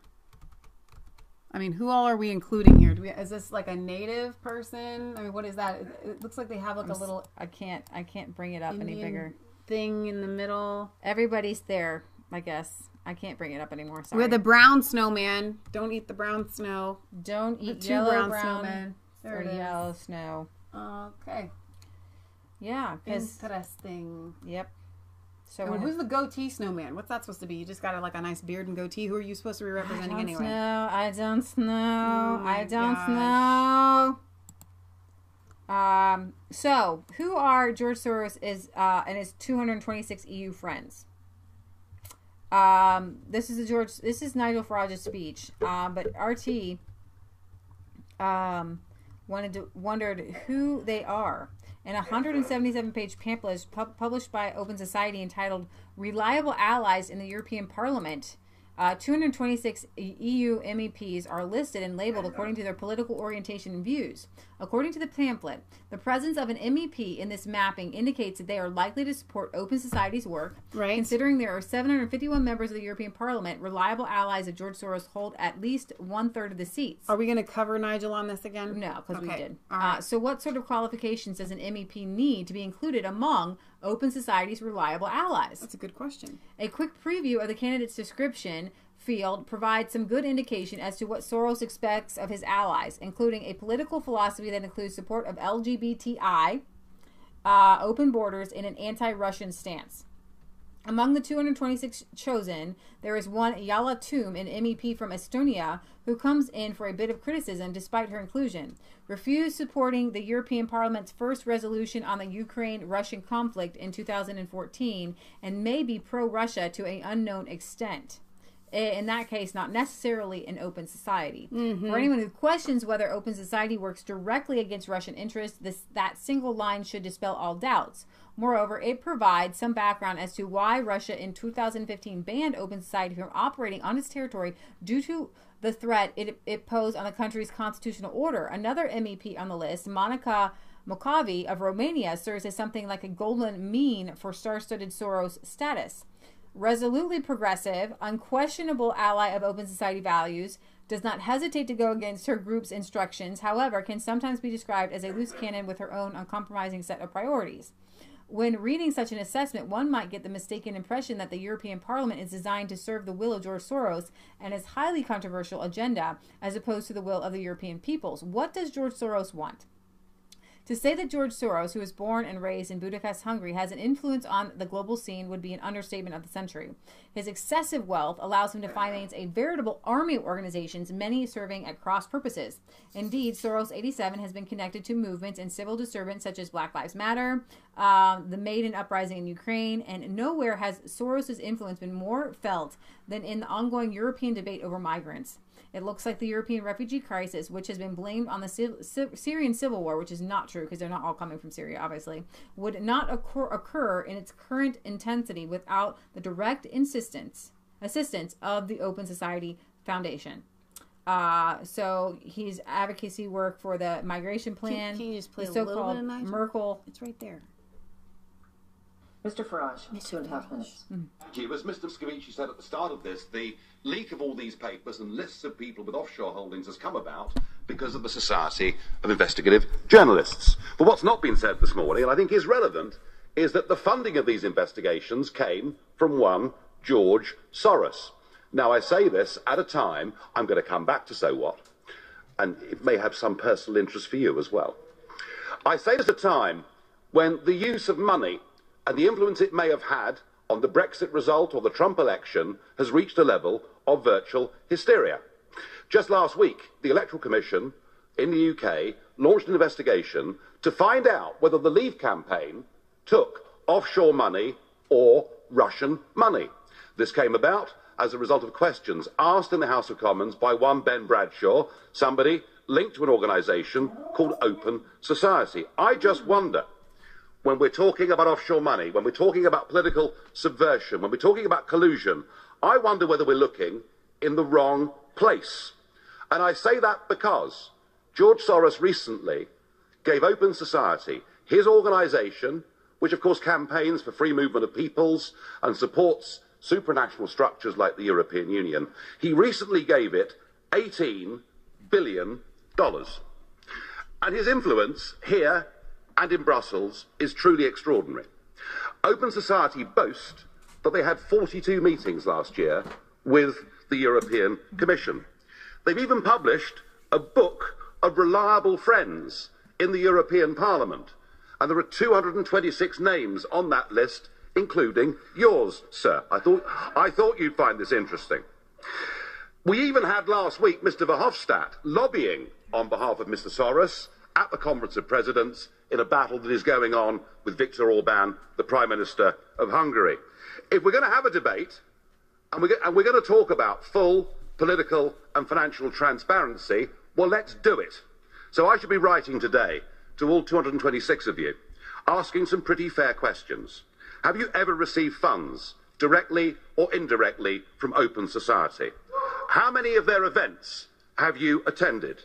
Could you please give us a list of the meetings of all the representatives, including George Soros, yourself? And I think this Parliament should now set up a special committee to look into all of this. And I say that because I fear we could be looking at the biggest level of international political collusion in history.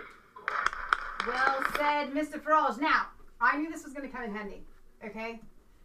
Thank you to Bill for this, because I have decided that now that Nigel Farage has called out George Soros and the Open Society, that the game is finally afoot.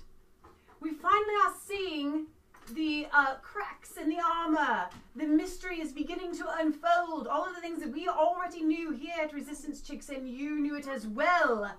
It's coming out into the open. It's being discussed in the EU Parliament that George Soros is trying to fund a whole world takeover with his Open Society. So I'm so glad that our very dear friend, old chap, Sir Nigel Farage, has finally decided to come out with this part of the book and the tale of the mystery of who is funding all of this corruption in the whole world. It's all awesome. George Soros. That's very good. There we go. So the game is afoot. Yes. Thank you. All right. So we're going to wrap this up. I have some more, but I'm going to go straight to Tommy Robinson here on InfoWars. Oh, because, yes. Tommy. There's been a lot of censorship going on. Poor Tommy's had his little blue check mark taken away on Twitter. Check mark of authenticity. Yeah. Authenticity. So Twitter is really hammering down on anything conservative. Britt Baza, Barry sent me a link where, and I should drop it in the comments where you can watch it. Where I'll bring it up for a second. We're talking about far right. This is Jada. She just got out of jail, and we can drop. I can drop that in the description too for you guys to watch. Yeah. So let's see. This far right. We've covered this before, but I want you guys to watch this again. You. Where yes, you watching this video. He explains that even the conservative government under Amber Rudd has decided that it's not just terrorism. If you watch something online that's far right, and they have literally put everybody, Breitbart, Alex Jones, they've lumped them all together in far right, and it's so backwards. It's like where the liberals are saying that Nazis were far right when they were socialists. Right. They didn't want individual liberty and freedom. Right wing is liberty, freedom, founding fathers. You have to be able to come. There's a lot of different things that make the right and make the left. But the biggest difference is socialism versus individualism. Right. And so that's what we have to come to. So when you're going to go far right, far left, you have to continue on that scale. So Islam is far left because it's control of the mass of people and not individual liberty. Correct. The right is for individual liberty, freedom of thought, freedom of speech, freedom of religion. Right. The left wants less freedom of religion, less freedom of thought, because they want to control people. They're the abusive person in the family, right? Who says, don't say that about so-and-so. Don't say that. You might offend that person. Somebody's coming over. Don't say that. Don't act like this. They control every bit of your move so that other people don't get hurt. Right. You know what I'm talking about? Those people in your life. We talk about it all the time. We do. Now, Horatio said Twitter's new terms of service state that they are now checking your cookies and will ban you from Twitter if you are found to be visiting websites that they don't approve of. Right. That's insanity. That is insanity. All right. So here's it's a huge violation of privacy as well. It doesn't allow you to live your life. It takes control of you. It creates zealots. It completely enslaves women. And the left globally sees Islam at 1.5 billion people, about to be 3 billion. They have on average 6 children. They see the West dying. And they say, let us accelerate this process for you. We're going to bring in Islam. We're going to get bought off by the second wave of it. The third wave is going to conquer you. And they write all these white papers. I've read them on air. Harvard, Princeton, Yale, saying the EU, Peter Sutherland, the head of the EU program, whites are inherently bad, Christians are bad, the Europe's bad, and we're going to bring in Islam. And you go, why would they say that? They're white people. They're just getting the payoff. They're just amoral. Mm-hmm. And they understand racial politics. Yeah, it's all about banking. And you're going to have, 10 billion people that aren't white in the world and 600 million white people, about to be even less. Whites are all dying. And then it's just like, let's all gang up now here at the end, race politics. And then it's crazy little demon toads like Peter Sutherland who actually say this. People say, well, what are you doing? Other people's shows, promoting them. Aren't you about your own show? Folks, I'm about fighting the New World Order. I'm about ringing the alarm bell for you and everybody else. It's not the average Muslim that's bad. It's not the average person that has brown skin that's bad. They're being organized into race. Tommy? It is with us a little bit in the next segment. But where's Tommy? He was right here. Okay. In the past 2 weeks on the Tommy Robinson Show. How many refugees do you think Germany can take? Maximum is 4 million. You can take 4 million refugees. Yes. If 5 million Muslims wanted to come in as refugees tomorrow, you'd welcome them. Yes, I would. If you look at England, I don't see a big problem there. Where in the Bible does it tell you to take them? Where does it say in the Bible about being Europe started taking 10 mil in. That's 5 refugees have committed acts of terror in Europe in the last year. How, if you welcomed 100,000, how would you tell who's a terrorist and who's not?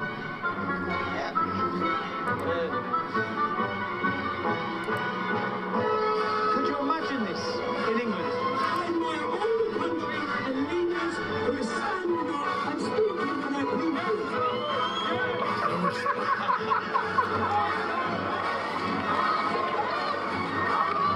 Again, for radio, it's strong, but it's really powerful for video. Infowars.com/show. So again, the globalists know this is going to be another 20-year process. Okay? And they know it's going to create such societal collapse and such societal crisis. Other than their... Alex, you know what's amazing for me was I've recently travelled to East Germany and I've just come back from Poland 3 or 4 days ago. Yeah? The difference in Poland, when you see a country where you never thought people would be grateful for communism at a time, but because they had communism and because it didn't change till 1990 and because of the Iron Curtain, they recognize authoritarianism. Yeah, they recognise it. They didn't have an influx of immigration, so they're still, because they're the only culture and the only race in their country, they're allowed to be proud of who they are. In our country, we can't. I've just come back and I've seen the most unbelievable scenes of patriotism that I've never seen. I've never experienced anything like I experienced this weekend in Poland.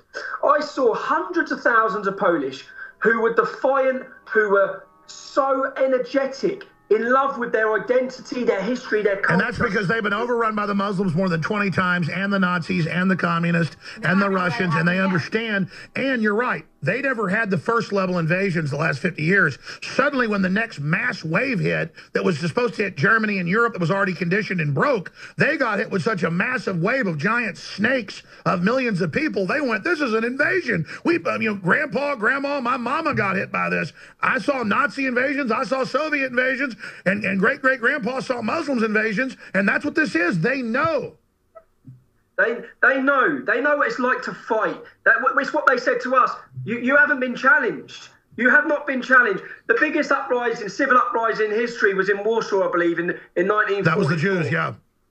They all have relatives after relatives who have told them these stories. They understand the need to fight. They understand the battle against communism. They understand what communism done to their country. They understand what Islam will do. And I went and met a politician from there, a leading MP from the Law and Justice Party, their leading political party who are in power.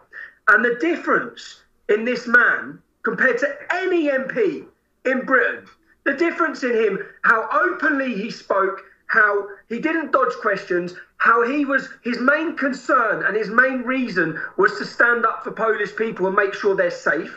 He welcomed me, and it was refreshing. He wasn't a fake. He was a man. He was a man. He was a man. Poland is full of men. Real men. Real men. And it was so refreshing. But you know, Russia has gotten out from under communism as well. They recognize Islam as an open, dominating force, as a cult. I mean, it's simple. I mean, there's not a more ravenous, out-of-control cult in the world. When I went to East Germany, and I spoke to elder people there, they said, we've seen this before. You can't talk about it. Shh, you'll lose your job. This is communism. We've had communism. We've got away from that. Now we have the same with Islam. You can't talk about Islam. You can't talk about the refugees. You'll lose your job. You'll lose your work. Right. So, yeah, it's been to see the difference in the different countries and to know that Eastern Europe, to know that Hungary, to know that Poland, to know that Czech Republic, I think are going to become countries that we all look to for inspiration. Exactly. All because they won't be conquered. We'll be right back. Remember, it's the mega banks, the ultra-rich using guy naked at the park around kids, you go to jail. I think there were. Well, I've seen those interviews. I've seen those interviews with the Swedish lady when they're asking her, and she said, "Well, maybe it's something we done. Maybe we didn't because of their culture." It's like it's painful. It's painful. And to be honest, you see that this left-wing hysteria that's involved in this. I don't know any girls from our background or my background or any women I know that are aligned to that. So I don't want to kid myself that because this is a very loud and prominent far-left groups, but I wouldn't say they're in any way mainstream of the people. But they are in control of the media. There are. It's like, you know, you're talking those videos you just showed me of that man with that young child, that picture there. Yes. What is that? And just this week in the news in the UK, they're trialing it out in 7 schools in London, where ladyboys, which is all they can be called, ladyboys, transgenders, whatever you call them. That's with a child, though. Will be going into nurseries. Children aged 2 and 3 to talk to them about gender. Age 2 and 3. Are they taking? I'm like, if anyone's they bring scantily dressed men into the public schools in the U.S. and they tell the kids, "You're not a boy, you're a girl. You're going to be a drag queen," and then a guy takes his pants off and walks around naked, and the children hug and kiss him on TV. That's what we do in Austin. To a child or to a little boy. If anyone stood next to my kid like that, they'd know about it. If anyone stood, that is. But you're hateful. You don't want to let your kids give money to guys pole dancing? Yeah, that's child abuse. That's child abuse. Kids should not see that. And not just. It's funny. It's just mad timing that you're showing me that. And just this week in the UK, they've put in plans as a trial for 7 schools in London where transgenders, ladyboys, whatever you call them, will be entering into the schools. Oh, yeah, that's Tavistock Institute, MI6, to break up the family. The government's going to come in, confuse your child, and then give them to a new sexual mentor that will be like their new mommy or daddy who is a obese man in a dress. We've just had a teacher suspended in Oxford in England this week. He's been suspended from work because he's got a girl, 2 girls, but that one of the girls now decides she's a boy. Okay, now he's been teaching them, and at the end of their class, whatever they've done, he said, "You done well, good work, girls." He's been suspended because he said girls. That's right. Let's go back. Parents are telling their 1-year-olds, "You're another sex now." There was the headline: transgender teaching to elementary schools and nurseries. There was the headline. Nursery students to have their brains scrambled, as Camille Paglia says, total child abuse run by the Tavistock Institute, mind control division of MI6. You can't make that up. London Evening Standard. No, that's it. That's exactly what I'm talking about. That's this week in the UK. That's this week in the Sir, it's Australia, it's Canada, it's Scotland, it's Germany. Sir, here, they take children into hotels at ballrooms. Men walk out with nothing on except glitter on their genitals and then kiss the children on TV just to get everybody ready for it. That's all they're doing. It's like, look, we'll do what we want. We conquer you. It's like I said 30 years ago, this whole gender fluid argument would have been seen so as a never. I think they're preparing. I think paedophilia in the next 20 this is pedophilia coming out, and a lot of folks are idiots and don't get it, but that's what this is. Quote, we're going to teach 2-year-olds how to be transgender. We're going to teach boys and girls that you're not what your biology is. This is total sexualization. They're just doing it.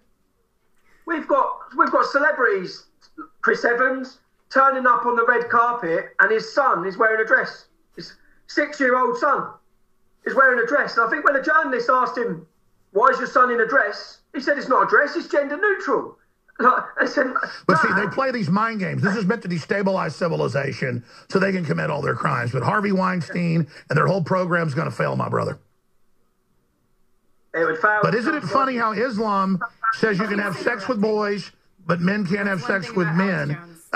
So boys are for pleasure, women are for sex, according to Islam. Is that why it meshes so well? Is the pro-pedophile thing? There you go. Chris Evans' son wears dress. Like, this is... You are playing with children's minds. You are confusing kids. Yeah, and that's what they do. And it's like, these discussions should never be had with children. You are disturbing children. And you know what? Armies of perverts have taken control of the schools, and they use our open society to do it. They know just what they're doing. They're pervs.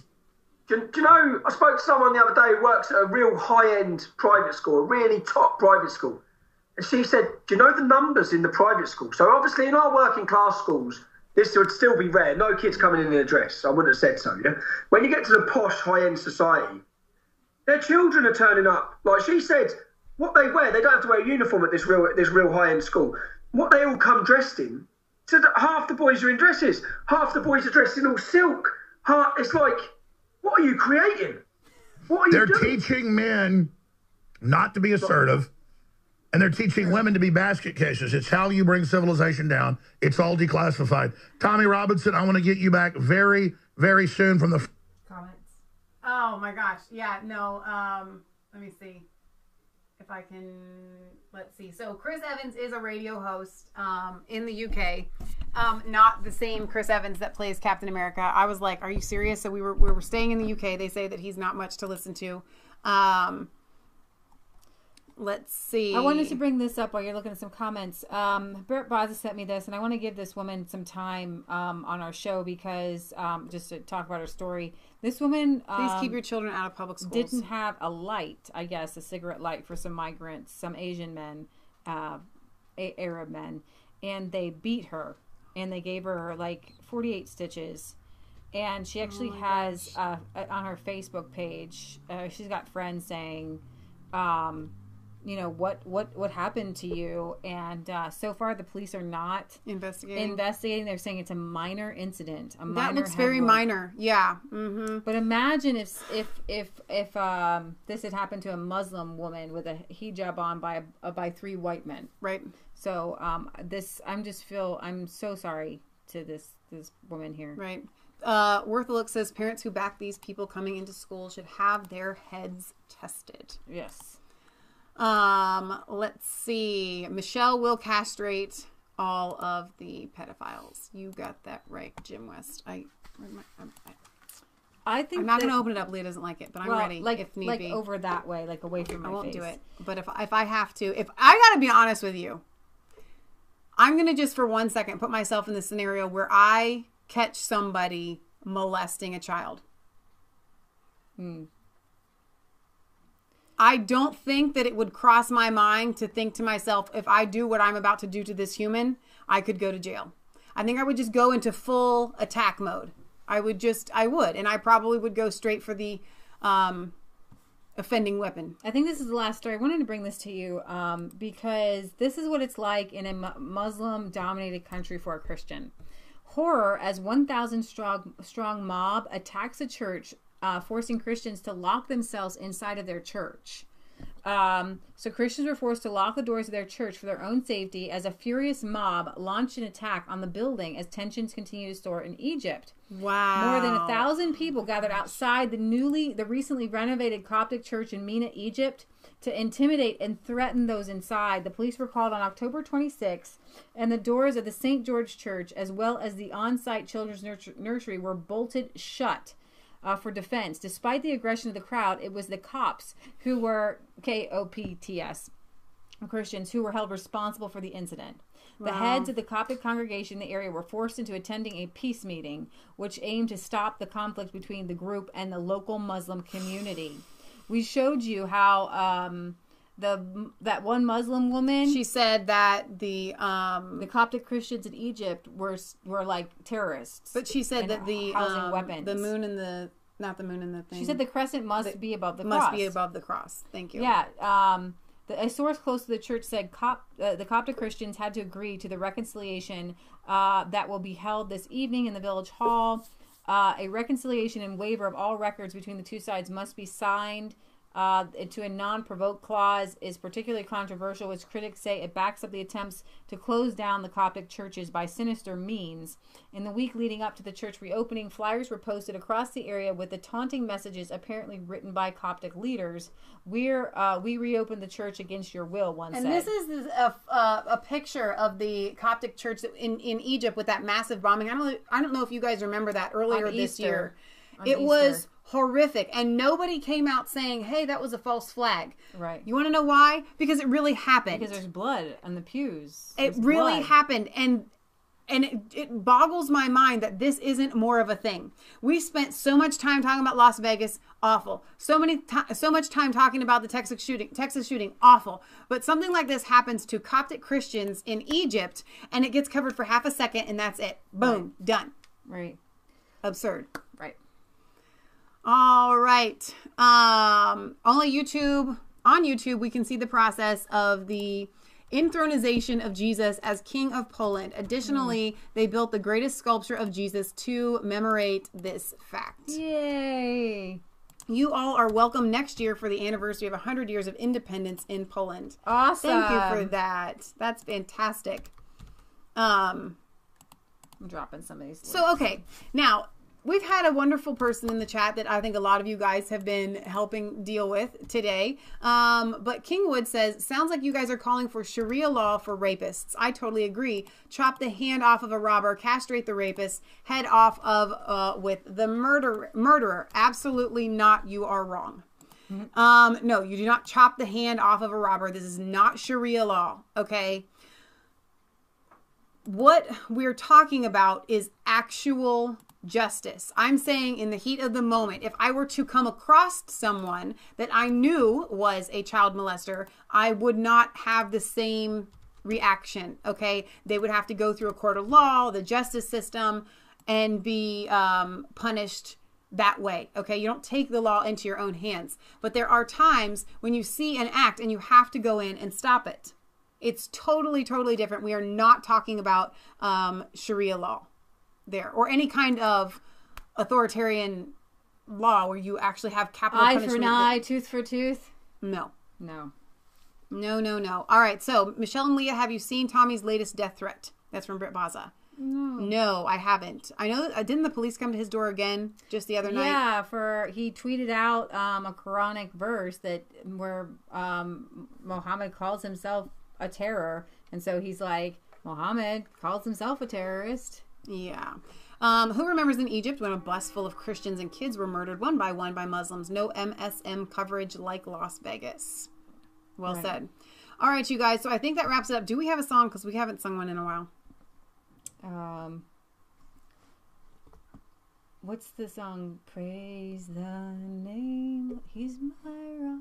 He's my Is it just? I don't know what it's called. He's my deliverer, my trust. That's the song that just came to my head. I try to do the stuff that comes to my head. Okay. I want to thank the moderators. A lot of you guys have left, but Maia's still here. Will was here. Sooks. I said that. Worth a look. Or I could go Gary and get the guitar. It doesn't matter. No, I got it here. I think. Nope. That's it. That's it. Those are the only lyrics for that song. I guess that cannot be the only lyrics. Why did we sing it over and over again in church? Nope, that's it. That's it. I can go get the guitar. But you want to play one of our songs? I don't know. Is that what you're thinking? I don't know. I should have gotten it down. You should have, but you didn't. Yeah. Don't we have any a cappella songs that we sing? No. Nope. We don't. Come on. Anybody got any suggestions of songs? The one we wrote, but I don't know how. I remember all the words. Leah's got to cover that song. What's where, you're not your own. You're bought with a price. Yeah, but I don't know all the lyrics. I hadn't showered in a couple days, my hair is a mess. Got a message from my friend today, yeah, he's the best. I had yesterday's makeup underneath my eyes. I know I washed my face, but hey, that mirror don't lie. It's muggy outside, yeah, my face feels damp. It's one of those days I just don't feel like a champ. I know I changed my clothes. Did I change my socks? If I don't find a hairbrush soon, I'll have some pretty dreadlocks. But my friend said, yeah, he reminded me that's what good friends do. They bring you back to reality. I've got robes of righteousness hanging on me. I've got the garments of salvation as my covering. I've got a crown of glory upon my head. But I don't even know how I got out of bed. I'm not my own, I am bought with a price. I told you once, I'm gonna tell you twice. Jesus Christ, he died at Calvary, so I don't have to live out the world's plan for me. I've got faith, hope, and love, and the joy of the Lord. If I stand firm in him, I won't lose my reward. Faith, hope, and love, and the joy of the Lord. If I stand firm in him, I won't lose my reward. Is that it? The end? Oh, she's singing again. No, that's good. That's enough. All right, you guys, we'll try to come better prepared. I know we tell you that every time with a song, but we can't do it. We can't do it all. We try. All right, we love you. God loves you. God bless. Don't forget to leave your comments in the comment section. If you guys came here for the UK European show, and you came here at 1 and you noticed we were doing the question and answer, you need to go back to the beginning. We started it at noon. That was really, really, really fun. We've been going forever. We have been going forever. I'm going to get some food. We got some chocolates over there. I'm going to get some real food first, and that'll be dessert. So leave your comments, your questions, whatever, in the comment section after this video processes, and we will either read the more questions on air, but we love to go through the comments and see what you guys had to say. There were a lot of great comments today. This has been an excellent Sunday show. We'll try to cover Q. I haven't been able to figure it out. We'll see. The 4chan. Yes. Deal. Find us on Facebook. Follow us on Twitter. Remember, it's not just a conspiracy theory if it's the truth. One more song. It's a powerful Sunday. Mom. Patriot Gallery wants another song. I don't have another song. Sunday's powerful. Oh my gosh. Well, we can just sing this song that you had.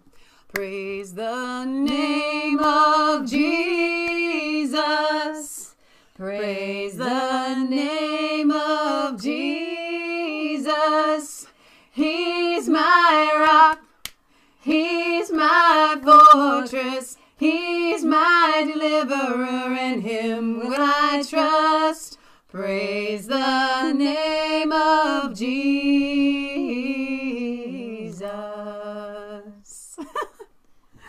Oh my gosh. I don't think she's going to be happy. That's probably not enough. Yeah.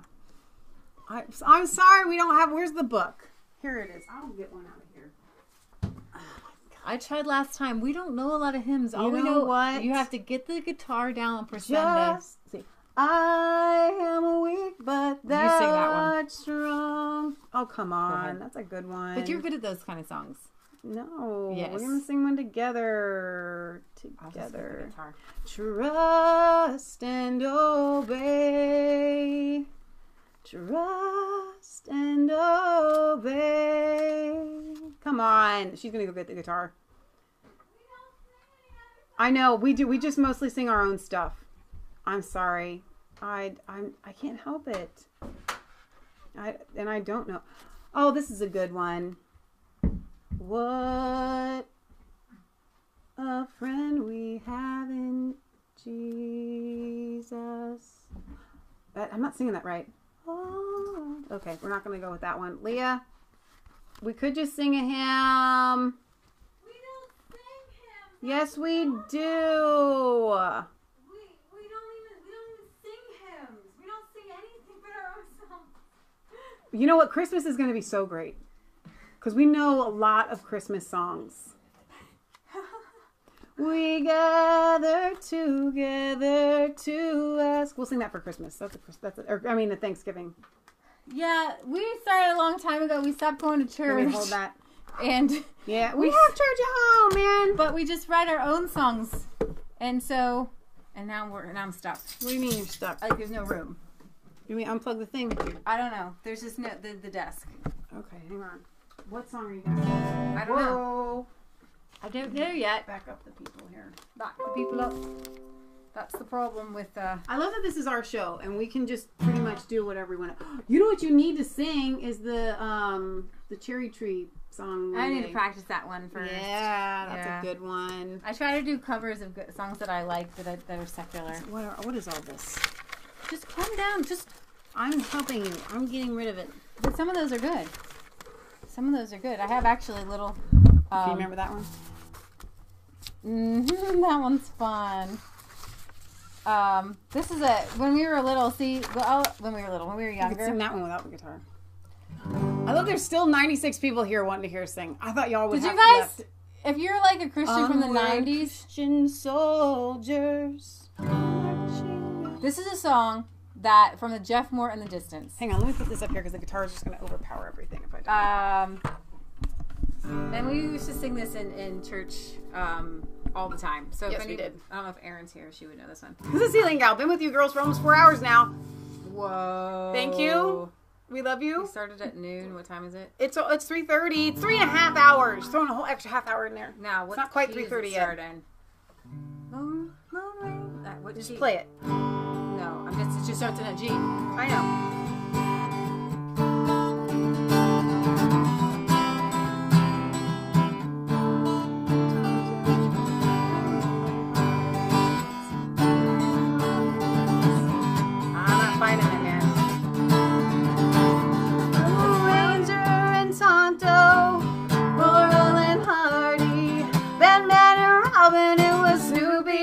Charlie, friends through thick and thin, friends to the very end. I think you would agree. Okay, you try again. No, it's just a different key than what this is. No, we're doing guitar. Sing it again. It's a good song. I can't figure out the key that these chords are in. Can you transpose it? Not to what you were just singing. That's how it goes, though. Lone Ranger and Tonto, Laurel. No, we can't do it. Oh, let's just sing it then. It's really fun. Okay. I want you to know I need you. I want you to know it's true. There's no way I'd make it without you. I think you would agree. That's how it is for you and me. And it starts out Lone Ranger and Tonto, Laurel and Hardy, Batman and Robin, it was Snoopy and Charlie. Friends through thick and thin, friends to the very end. I think you would agree. That's how it is for you and me. I want you to know I need you. I want you to know it's true. There's no way I'd make it without you. So good to know I got a friend like you. And there's a little bridge there. Yeah. See, I say it's black, but you see it's white. You say go left, but I know it's right. No matter where we go, be it through the highs and lows, I will be by your side. 'Cause you and I are friends for life. And I want you to know I need you. I want you to know it's true. There's no way I'd make it without you. So good to know I got a friend like you. I like that part where it says you see it left, but I know it's right, man. I like that line. That really was. I know. I have the guitar out now, so we have to do something. Not that one. What, do you want to just do one of yours? These are mine. Some of them are mine in this mad paperage. Yeah. You should see my little. You don't what are want you to doing? see it. What are you doing? What are you doing with my papers? OCD people would be losing their minds right now. Yeah. Yeah. Or just but moving. It's organized according to you. You're like moving my papers faster than I can move them. I didn't mean to touch your papers. I know. That's Justin's song. I wonder if I can remember how to play that one. That's a really good song. I know. Maybe it's just not tuned. It's not really tuned. Well, you're playing a chord. I know, but it's not really. Ooh,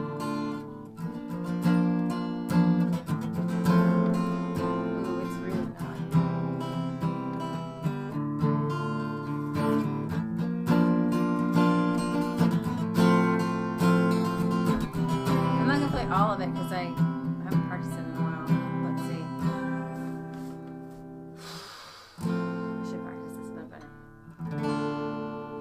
I should practice that one. Okay. I should practice that one. All right, we And have a then- couple to practice. I have some that I need to practice. Why did you just pick up all my papers? Why are you doing that? Because I was thinking you don't need to sing those ones that you need to practice. But you don't know. Some of them are actually good. You don't. Why are you moving my papers? Because I want Like, you to get really to the good ones. bossy here right now today. Because there's good ones that the OCD people would be See, happy this with. is us arguing. They are in. This No, is not you're argument. being OCD. I know my papers. I know what's on But them. these are nice laminated and they're Yeah, printed, and but those I like are all these like ones better than I've written out. Okay, fine. But now, I love you, Michelle. I I really love love you you, too, but you were buddy. moving my papers. Moving my papers. I moved your papers. How could you do my papers? Because there was like 5 left, and I knew they weren't going to be the ones I you knew wanted. I was that helping. but I needed to look. You're not helping. You're my I little was sister helping. No. I need the other book. These ones are hard for me to sing. These are like, that's why I don't want to sing. Okay, these go ones. back to your papers. No, we did that one the other day. Well, you have to start redoing them. The book's only so big, friend. And then I need the red book too. I don't know where it's at. I know. Sorry, guys. That we lost everybody. No, they're still here. No, they're not. They can't. You don't Why act would like you still sisters. be? Yes, we do act like sisters, but I think that we're more loving than other sisters. Well, do you know this is a good one? I was listening to Psalm 71 the other day, and I was like, oh, we haven't sung that song in a while. It's so good. I love this one.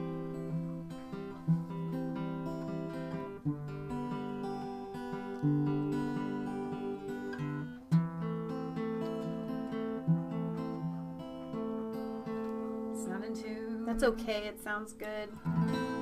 In thee, oh Lord, I put my trust. Let me not be put to shame. Deliver me in thy righteousness and cause me to escape. Incline thine ear to me and save me.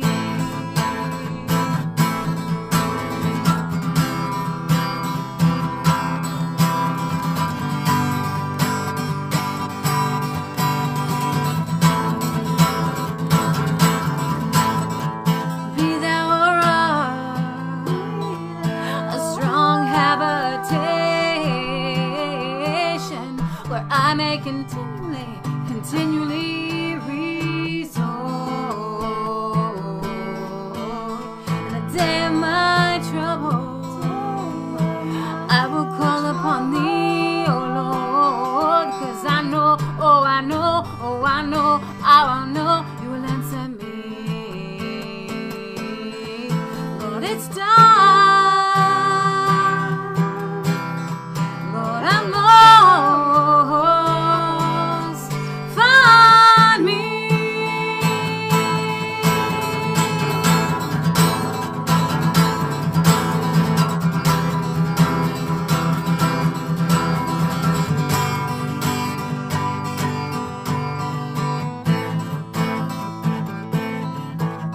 Cause among the gods, there is none like thee, O Lord, and neither are there any works like unto your works.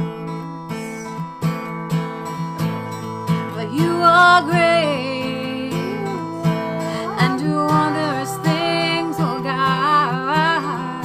You are God, you are God, O Lord. Lord, it's done. Lord, I'm lost. Find me. Oh my God. The proud have risen against me. A mob of violent men have sought after my hope, my soul, but they have not set you before them.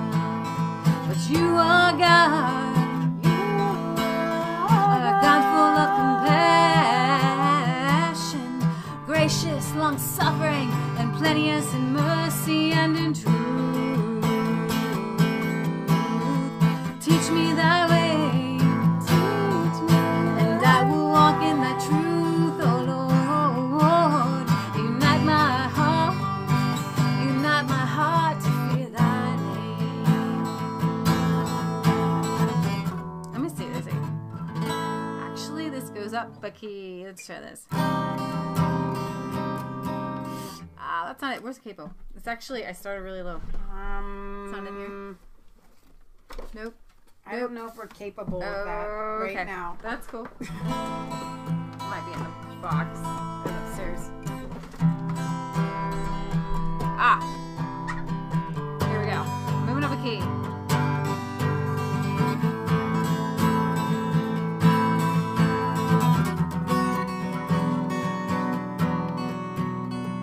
In thee, O Lord, I put my trust.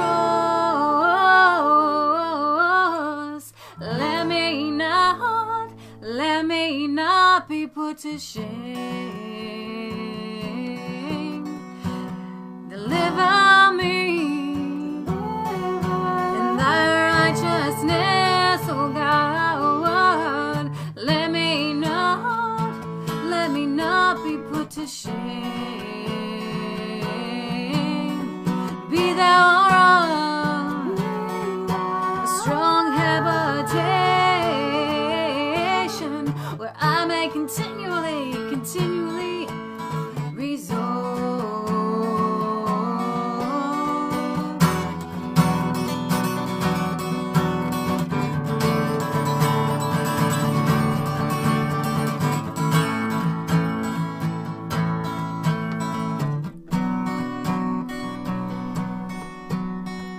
Among the gods, there is none like thee, O Lord. Neither are there any works like unto your works. For you are great and do wondrous things, O God. You are God, O Lord.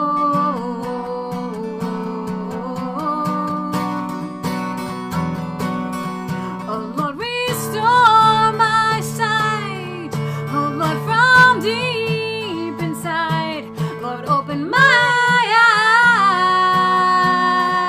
eyes. Oh my God, the proud are risen against me. A mob of violent men have sought after my soul, but they have not set you before them. For you are, Lord, a God full of compassion, gracious, long-suffering, and plenteous in mercy and in truth. Teach me thy ways, and I will walk in thy truth, O God. Unite my heart to fear thy name. Lord, it's dark. Lord, I'm lost. Find me. Lord, restore my sight. Oh Lord, from deep inside, Lord, open my eyes.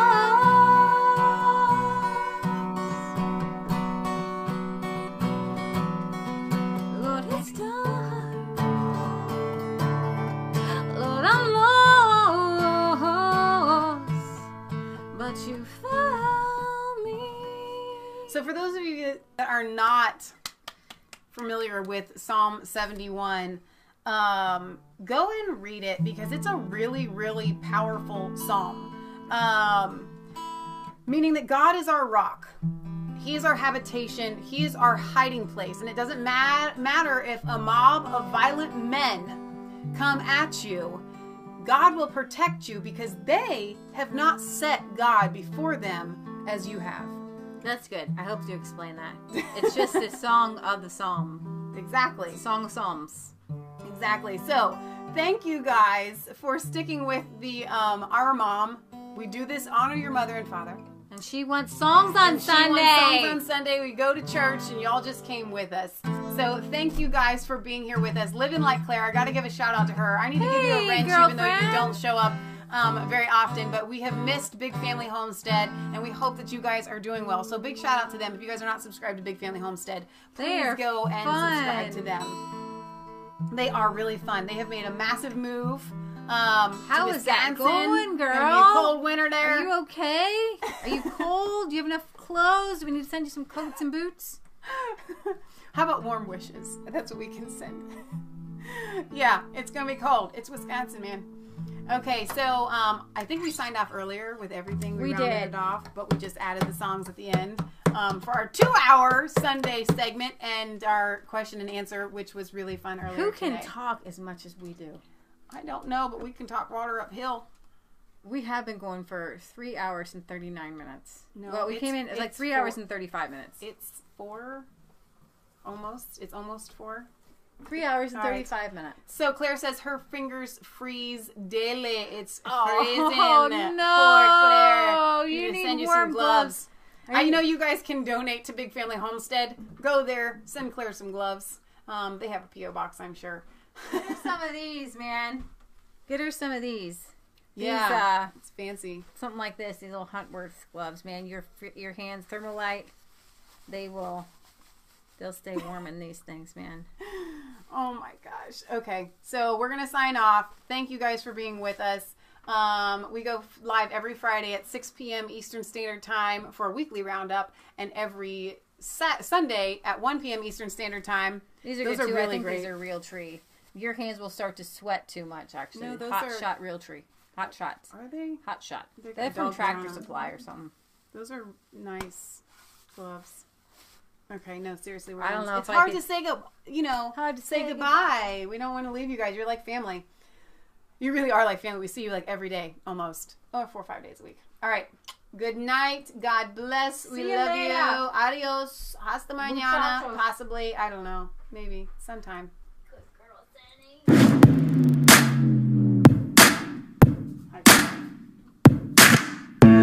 I was called